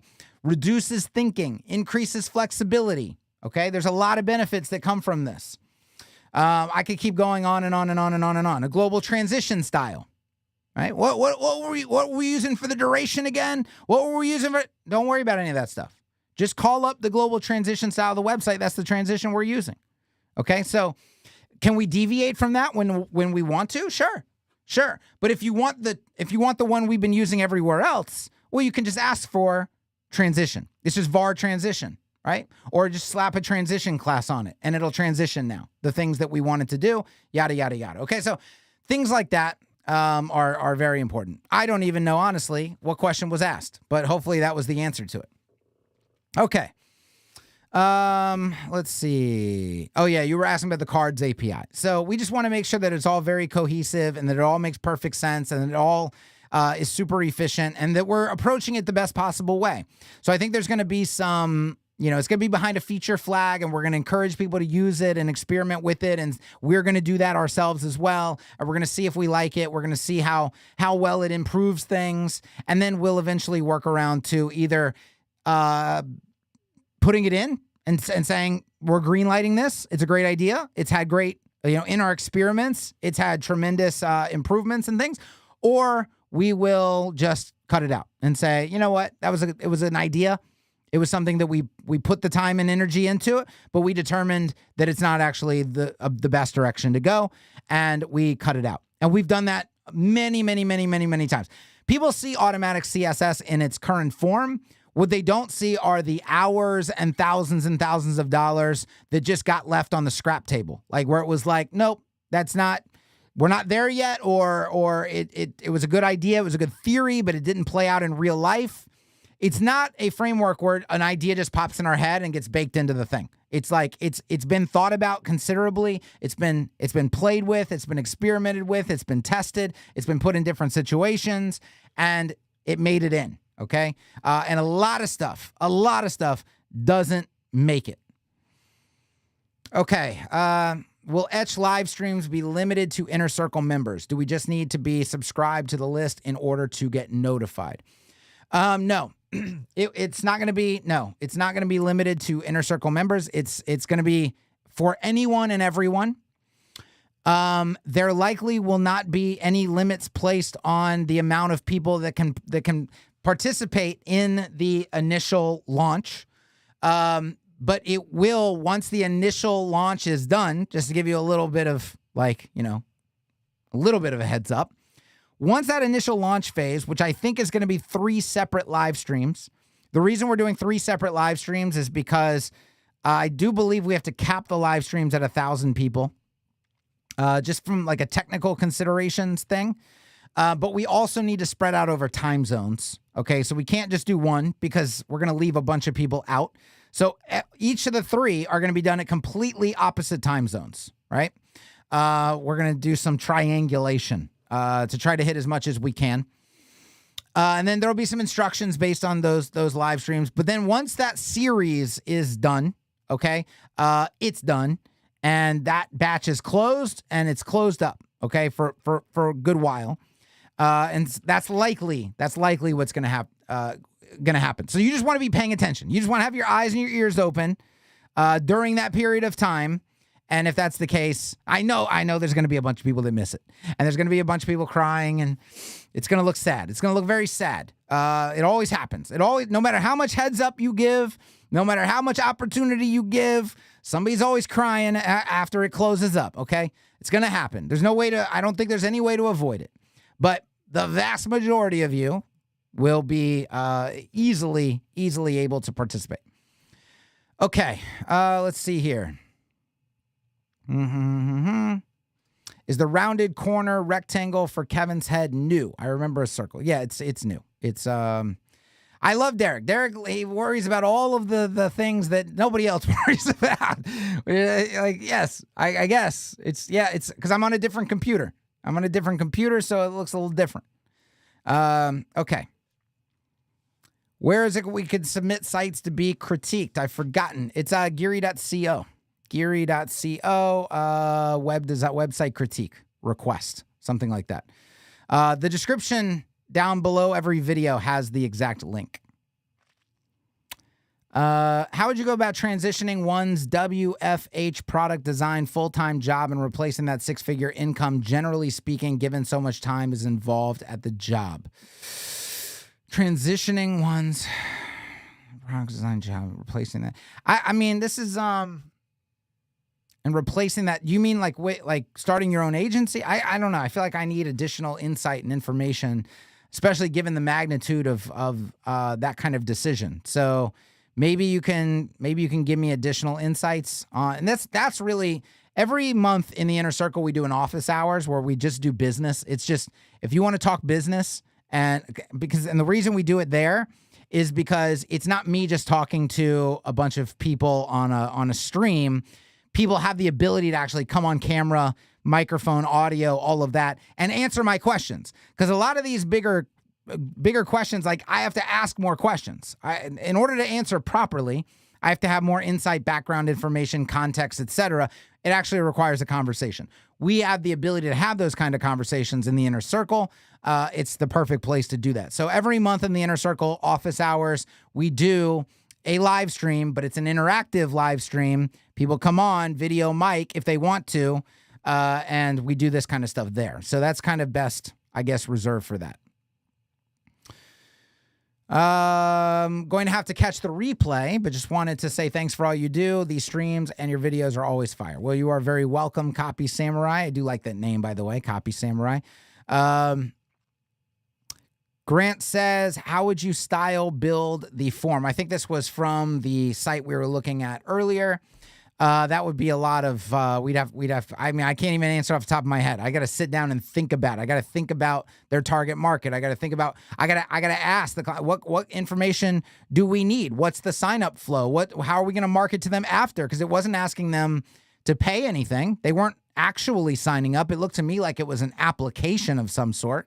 So that's one of those things. There's way more things we have to start considering and mapping and planning out. Do you care that the Arc browser does not show your focus when tabbing around? I do. It drives me nuts. It does show focus on things. See, I'm focusing on things. Where are you not seeing focus indication in Arc? I don't think I've ever run into any issues with that. On the subject of heading, what is the best practice for websites with plenty of item titles like shops, headings like H3, H4, or something else? If it's a product, it would definitely be a heading in my estimation. And so you just follow proper hierarchy. If you're in a section and there's an H2 in that section, as there should be, that's the heading, the topic of the section. And then you have cards, product cards in that section. Those would naturally be H3s. Now, if somehow you have a section heading and then you're using H3s to show categories of products, and then the cards are already put into categories, so you have H3 as the category heading. Now you're going to have to move to H4 as the card heading. So you just follow proper hierarchy. The boulder. Talking about accessibility, your knowledge on this is so deep and you build with accessibility in mind, but how do you sell this to clients? How do you present accessibility to them? I don't. We try to build every site with AA accessibility in mind. Obviously, tools can present limitations, can present non-perfection in those areas. But we try to cross as many T's as we can, dot as many I's as we can, check as many boxes as we can. We never commit to perfection. We never commit to fully accessible, right? Because, by the way, the target is always changing. The docs, the standards do change and adjust, okay? So it's an ongoing effort. Accessibility is an ongoing effort. I thought about how to sell accessibility to people. And I came to the conclusion that it's a big distraction in the sales process. It is something the client needs to be educated on. And anytime you have to educate the client, you're now no longer really in the actual act of selling them. On the project, you're spending your time educating. We're no longer in decision-making mode, and we're just giving them more things to consider and think about. And from a sales standpoint, I did not like any of that. I did not appreciate having to do that. And so I stopped doing it altogether. And I said, as an agency, we respect accessibility, and we've baked accessibility into our practices and protocols. Therefore, the work that we do is worth more. And because our work is worth more in this regard, we will simply charge more. And then we will let clients know, we will simply inform them, just like we do with responsiveness, for example. And people expect responsiveness now, right? Back in the day, they didn't expect, they wanted to check. Will you guys do a responsive website for us? Well, if you want it to be responsive, then it's going to be more expensive. You know what I'm saying? So that was the same conversation that was had with responsiveness years and years and years and years ago. Same conversation we're having now. Whereas back then, as an agency, what I would have said was, guys, we build responsive websites. That's what we do. We don't build non-responsive websites. This is not even an option. So let's make them all responsive and charge accordingly. And then we'll just tell clients, yes, your website is going to be responsive. We don't have to have a big conversation about, well, do you want responsive? Do you not want responsive? Well, check this box right here. Sign that you want responsive. You're going to pay extra to make it. What are we doing? What are we doing? If we're the experts and we're the professionals, we know what the website is supposed to entail. So let's make it entail that and then just charge accordingly. Okay? And if you are good at sales and you know how to talk to people, then it's not going to be a problem. And they're going to appreciate that these boxes are checked. And when they ask the competition and the competition starts going, well, if you want that, then Now this is too much conflict. This is too much decision making, okay? This company seems to suggest that this is how the websites need to be done these days. You're telling me that, oh, it's so complicated, it's going to cost so much extra. You seem to be bickering about it, okay? Maybe I should just go with them, right? That's the conclusion a lot of them come to. And they don't want the headaches. They just want it to be done, and they just want it to be done right, okay? And so that's... You decide this is how we do things, and this is the price that it costs. And if we go back to the number one, we could do the pop quiz, but I'm not going to bother with the pop quiz. But what is the number one feature, number one quality you have to have, mentality you have to have as a salesperson? Positive indifference. You have to be indifferent to the outcome. Positively indifferent to the outcome. So what does that look like? We build responsive, accessible websites for this much money. If you feel that's too much, if you feel that that's not important, if you feel however you want to feel antithetical to that, you don't have to do business with us. Go do business with somebody else. That's perfectly fine. We're okay with that. We're not hurting. We're not starving. We don't need you, okay? We got our own thing going on, and we got plenty of it. So this is how we do things, and if you're on board, you're on board. If you can get out a checkbook and write that check, get out the checkbook and write the check. Let's get to work, okay? But no, we don't have to beg for work. We're not going to lower our standards to work with you as a client. We're not. See, it's just positive indifference. This is what we do. This is how we do it. This is how much it costs. If a check shows up from you, I guess we're working on your project. If it doesn't, on to the next one, okay? Positive indifference. The minute you get all like, oh my God, I need you so much. I need your project so much. Oh, we just love to work with you. Please, please, please, please. No. That's not how this works. You've lost all leverage.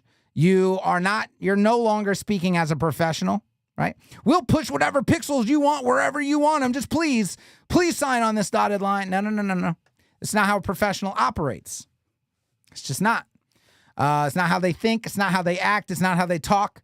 So that's the number one sign there's a problem in that model. So that's a long answer to build it in and charge accordingly and move on with your life. Okay. For accessible tabbing order, if you have a top header and a primary header, should it tab through the top header first or the primary menu? I don't know. You're using the words header, heading. What are we? There's a little bit of a lack of clarity in the question. Hard to know exactly what we're talking about. Hard for me to visualize. So I need an actual example maybe.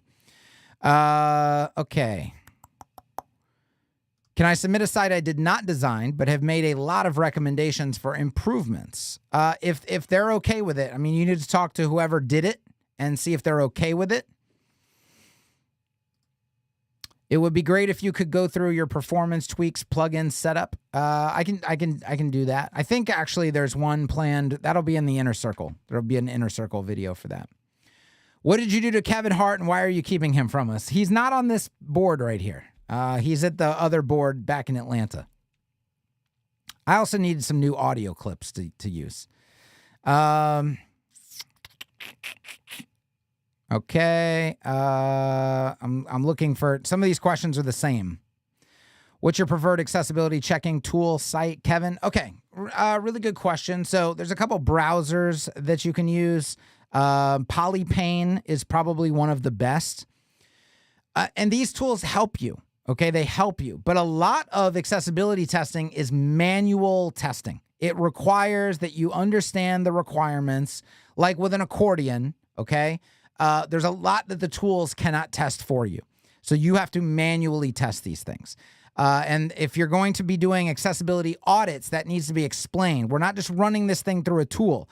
We have to put eyes and hands on every page of the website. Accessibility auditing is very extensive and expensive. And if you want a new service to offer people, accessibility audits is one area that is high dollar. But it's also very annoying work. It's very annoying work. It's not fun in my opinion, so I avoid it. Okay. Question regarding data ownership.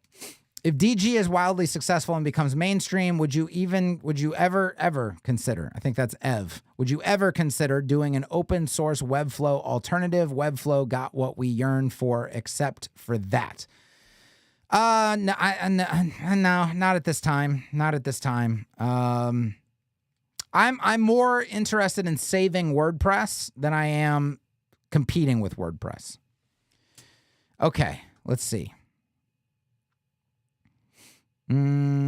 What is your suggested approach for creating a boxed icon style? Would you add padding and background color to the icon element itself, or do that on a parent icon wrapper? Typically what I've done in the past is I have put a wrapper on the icon, and then you don't actually have to use padding. A lot of times you're defining a height of the icon and a width of the icon, because you also want, you don't want, some icon libraries don't have uniform icons, as we probably all know. So one icon might be taller than another icon. And so if you just let them be at their native height or try to define one or the other, like typically you want to define a height in most cases. Now it depends on the layout, but like imagine these cards right here that we're looking at. If there's an icon above them, you would want to define the icon's height, because it will ensure that these headings always align. Whereas if you define the width of the icon and icons happen to have different heights, it will actually create problems with the hierarchy of the layout, right? So with that said, if you're going to wrap the icon, you can wrap the icon and set a height on the wrapper instead of relying on padding.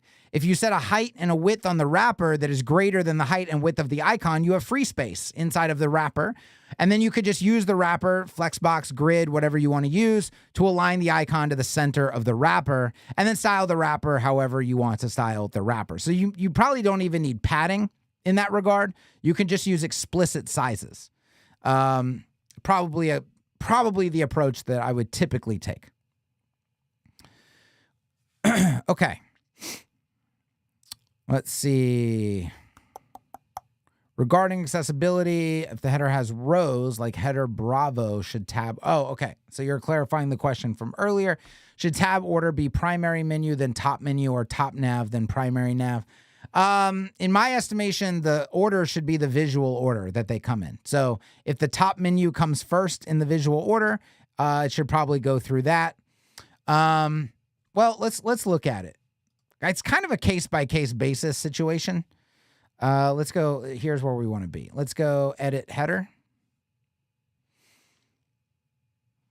And let's get rid of this one. And let's go in and add, let's go to frames, header. And let's choose Bravo. It's the one you asked about. Okay, well, in this case, there's only one navigation, right? This is secondary data, secondary information. Yeah, I mean, it's a really good question. I actually don't think it has one solid answer, and here's why. Every user is different in what they want and what they prioritize. If this is a local business, which is probably the case considering we have an address and a phone number up here, right?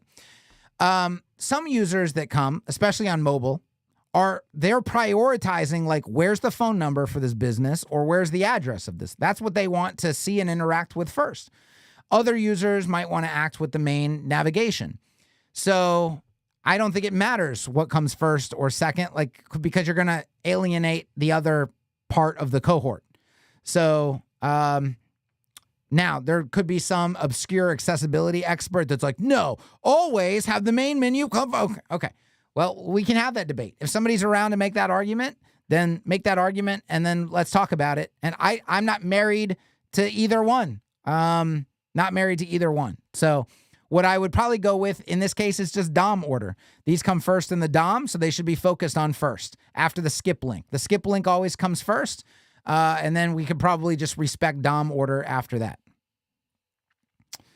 Okay, but again, I'm not married to that answer either. If somebody has a very convincing argument for what to do, then make it. Do you have any comments about the quickly going free on the WP plugin directory? I do. Thank you for asking.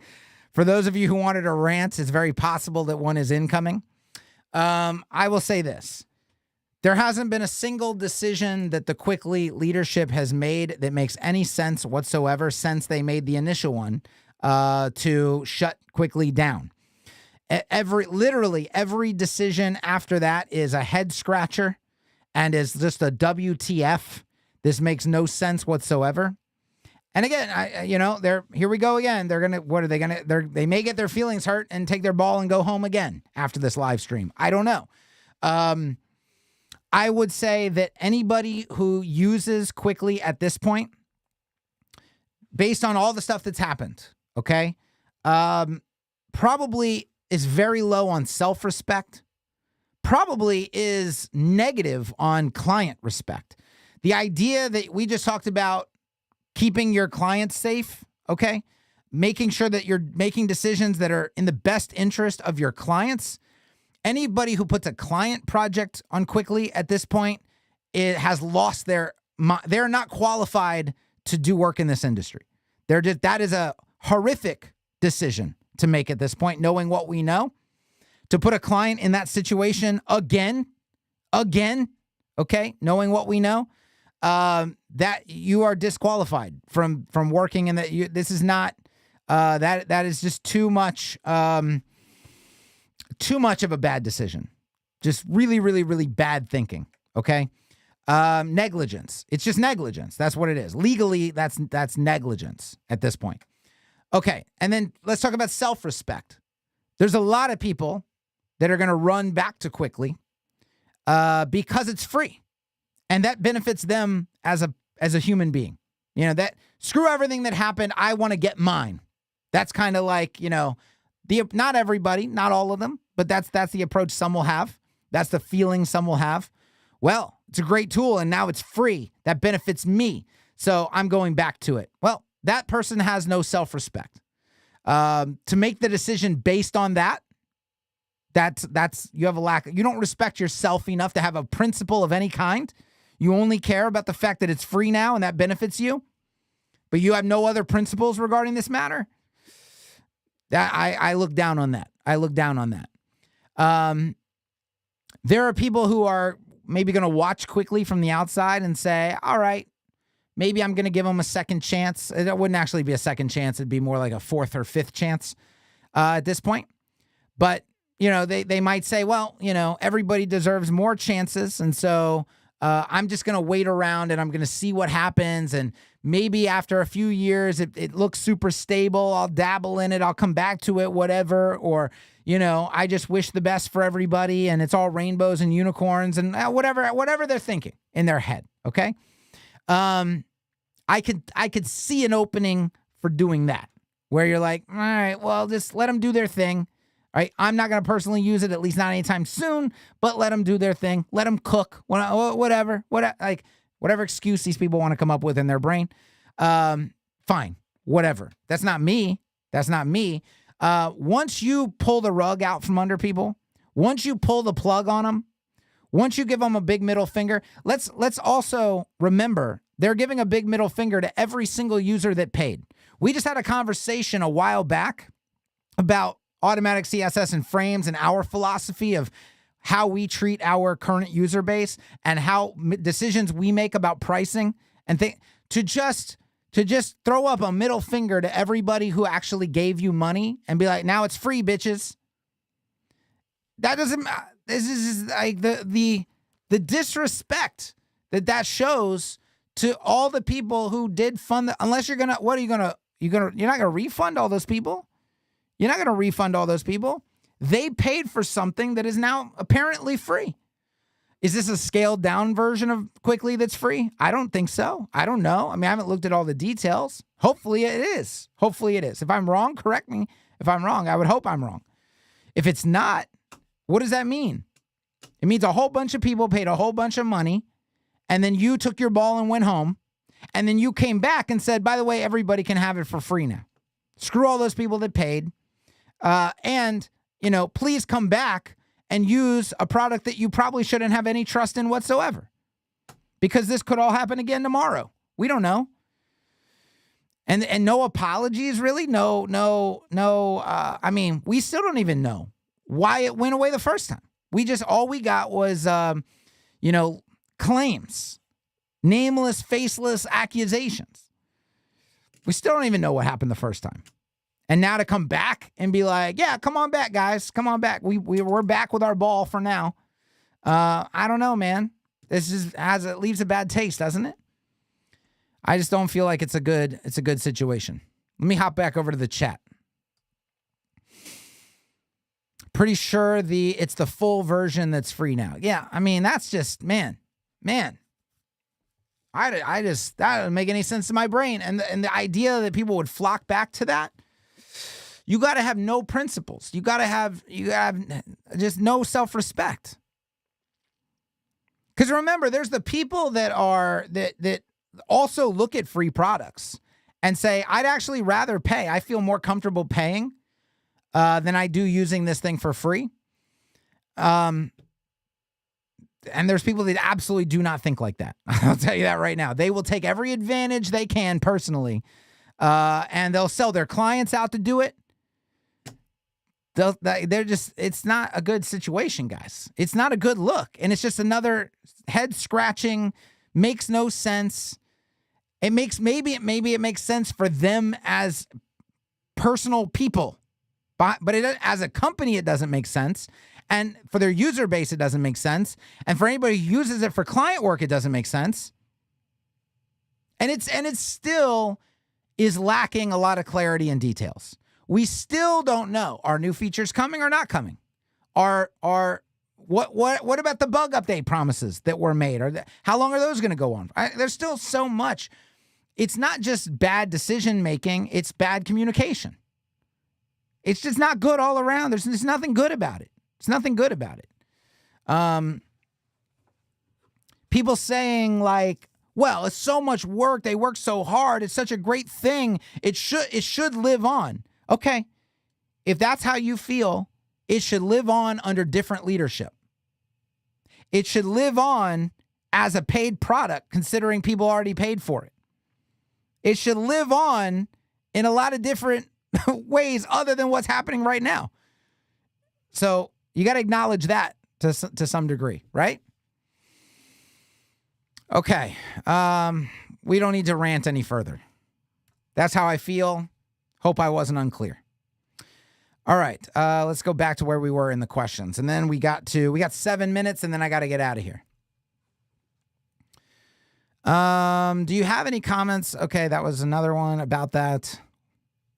What is your stance on marketing agency bundling products with various price points, basic, silver, gold, or offer all as a la carte and support prospects to select what is best for them? I will tell you, I will answer the question from a standpoint of pricing strategy. So when you study pricing, what you'll often learn or be told or be taught is that if you create product tiers, you can, on average, get people to spend more money because you can juxtapose tiers against each other. You can use different price anchoring techniques to steer people's behavior in certain directions. And you can sell features that they maybe would not opt into, but that you want them to have by bundling them in certain plans, or excluding features that you know they really, really, really, really want or need. But isolating those to higher tiers. That's how you get people to spend more money than they otherwise would. Now, that's not to say that, so in a way, what I'm getting at there is having pricing tiers to some degree has a degree of manipulation. Okay. There's a psychological tactic being used. However, the degree to which the psychology is used or the manipulation is used is still dependent on the person doing the pricing, okay, designing the pricing options. It could have no manipulation. You could have B gives you double what A gives you, and it's double the price. C gives you triple what they gave you, and it's triple the price. You could have things like that because there is a component to deliverability of the products and services where it's easier for you as a company to manage packages. It's easier as a company to deliver packages, okay? So it's not all bad, but it's also not all good, right? So you could use it heavily to manipulate, or you could not manipulate people at all. But by its nature, what I think is you end up people opting into things they don't actually need, okay? Which means maybe that they're spending more than they otherwise should be paying. But then, of course, there's the future to think about, and maybe people do have. I mean, let's just pull up. Let's just do this. Let's go to the pricing here. It does help if you don't type in pricing wrong. Okay. So you have freelancer at $79 a year. This gets you automatic CSS on 3 live websites. Now, all of these things are the same, right? You get the same things with every tier. The only decision you're making is on how many active websites and whether you want to pay yearly or you want to pay lifetime, okay? You could see that this is 79, so 80 times 2, 160. You get a little bit of a deal going to the agency plan. You obviously get a lot more websites, okay? So there's more value in the agency plan. Now, could you say, well, this pricing is a little bit manipulative? No, because if you think about support, okay, you get support community access here, right? So we're going to, what we found is we provide essentially the same level of support to a user, whether they're on this plan or this plan, okay? So even though there's way more websites, the support to the actual user is roughly the same, okay? So this can't be an ultra low price because you get in at an ultra low price for an ultra low amount of sites, but you're still going to use the same amount of support as all these people over here. So there has to be some sort of baseline for just getting into the ecosystem, because the minute you're into the ecosystem, you're using support, okay? So that's the reasoning behind why this wouldn't just be insanely cheaper relative to what this is. Like if you started dividing these numbers by the number of sites, it would seem like, wow, this is so much more expensive over here. But it's not based on that alone, right? It's not based on that alone. So then we give the LTD, which is always a multiple of the top plan, right? Some people use 3x, some people use 4x, whatever you want to do there. It's not really manipulation. It's just guesswork. It's just like, okay, playing with lifetime value of customers and things like that. Now, let's look at both of these plans here. What percentage of users use all 100 licenses? Probably not a lot. So you could say, well, they're buying into a lot of access they don't actually need. But then the argument is, but they don't actually need it right now. That doesn't mean they're not going to need it later in the future, right? And you always have to put arbitrary numbers on things. Now you could go to a la carte. You could be like, well, it's every 15 websites it bumps up in cost or whatever.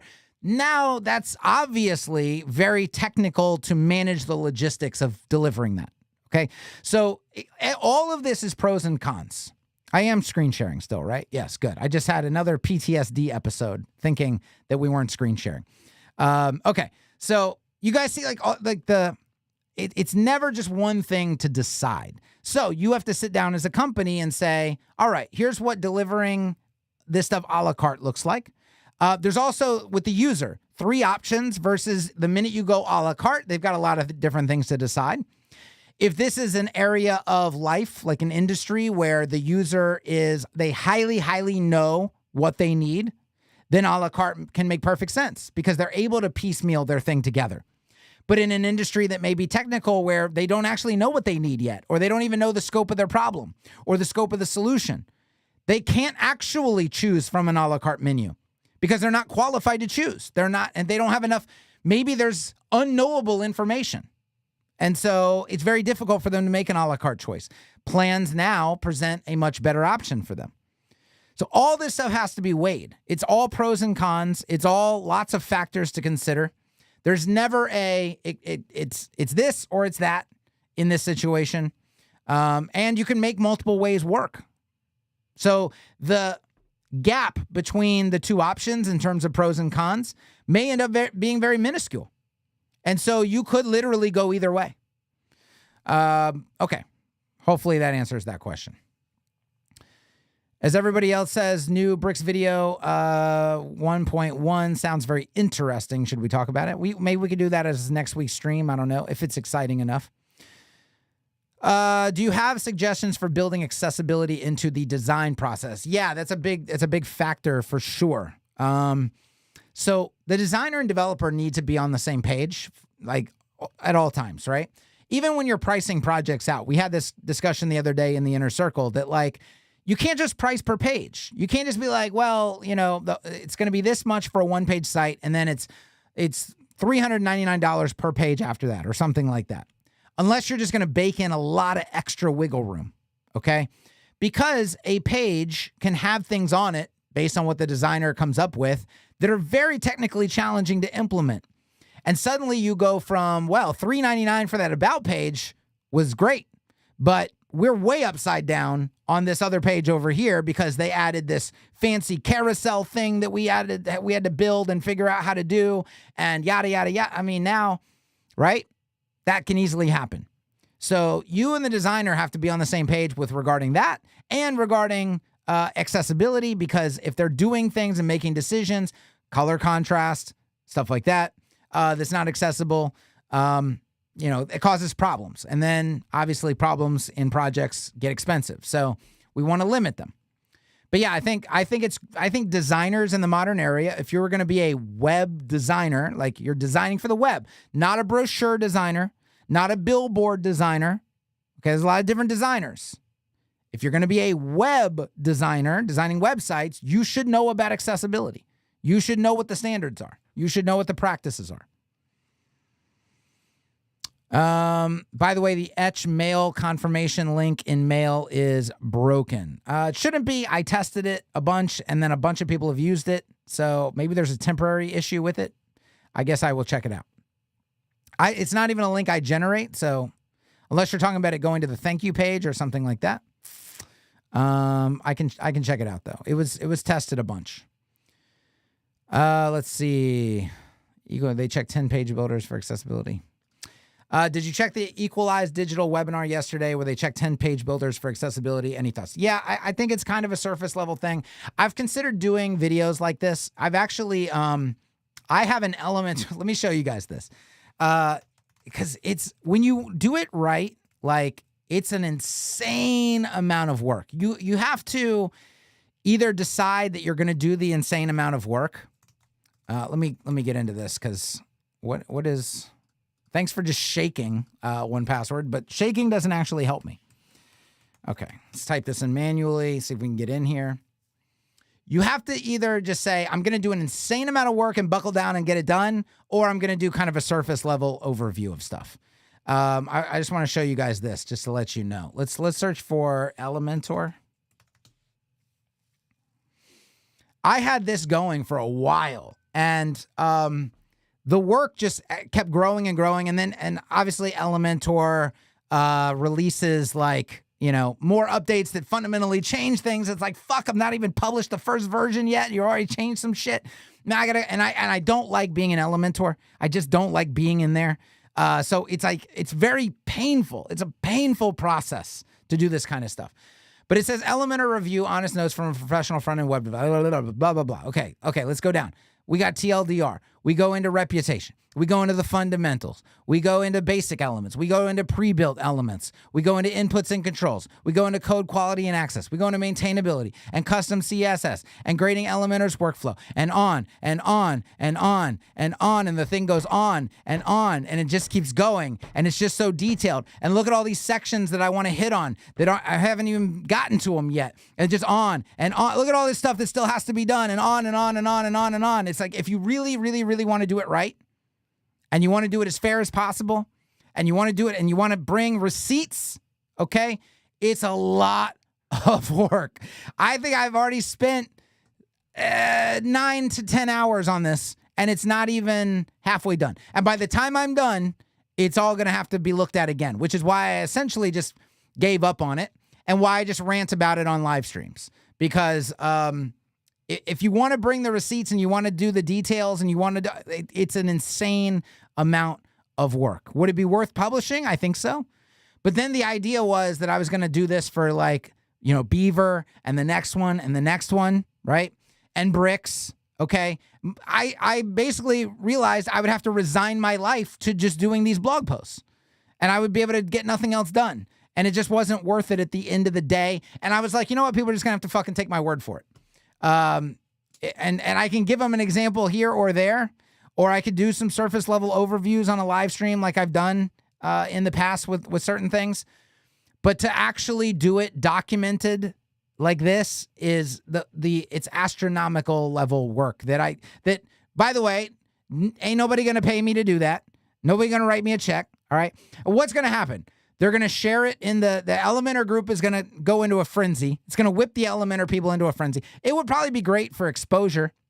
It would probably be great to for Spotlight, right? Because everybody's going to get their panties in a wad about it. And you know, from that perspective, it's like, okay, fine. There's a benefit there. But at the end of the day, it's like, it's going to be out of date soon because Elementor's they're already realizing, they're already fixing stuff. They're working really hard to fix some stuff. I don't know.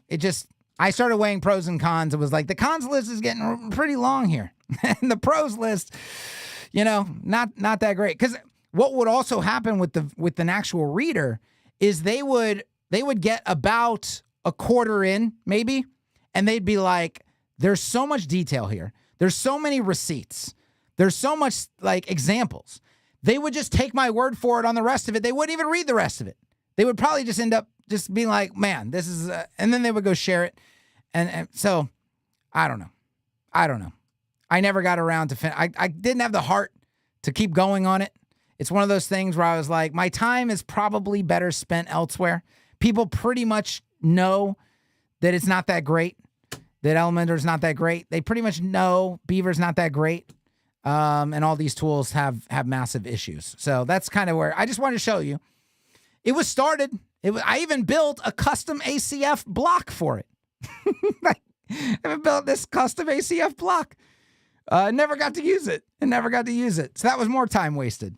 Not wasted because I did an inner circle tutorial on building the ACF block. So people got to see how that was done and learn how it was done. But man, there's a lot of stuff that just never sees the light of day. Okay. I think we got to head out. I'm going to go back to chat real quick just to say bye to people and see what people are saying. Okay. Grade 2 out of 10. Damn, a whole 2. Yeah, it wasn't going well for Elementor on the grading scale. It wasn't, and the grade wasn't relative to other page builders. The grade was relative to what a page builder should be. So if you wanted to grade it against like a Beaver or a Divi, it would probably be like a 6, you know, and throw a bricks in there. It'd probably be more like a 6. But I was grading it on like what a page builder should do. That's like a 2. Lizzie says, I just barely signed up and the Etch link email sequence worked fine. Okay. And Yasser says, I got an email confirmation from Etch. No problem with me. I just signed up for it today and it worked. Okay. So there you go. Somebody's saying, what is Etch? So for those of you who are a little late to the stream, just go to digitalgravy.co, not .com, .co. And on the homepage right here, you'll see Etch is coming soon. Click on that, drop your email in here, hit join waiting list, and then you've done everything that you need to do at this stage of the game. You won't miss anything. You will be included. You'll be good to go. I am in Sarasota, which means it is probably about to be beach time, which means I got to get out of here. I do love you guys. Thank you for your support. I hope you found this stream helpful and entertaining. I'll be back next Tuesday, and we will do all of this yet again. I love you guys. I am out. Peace.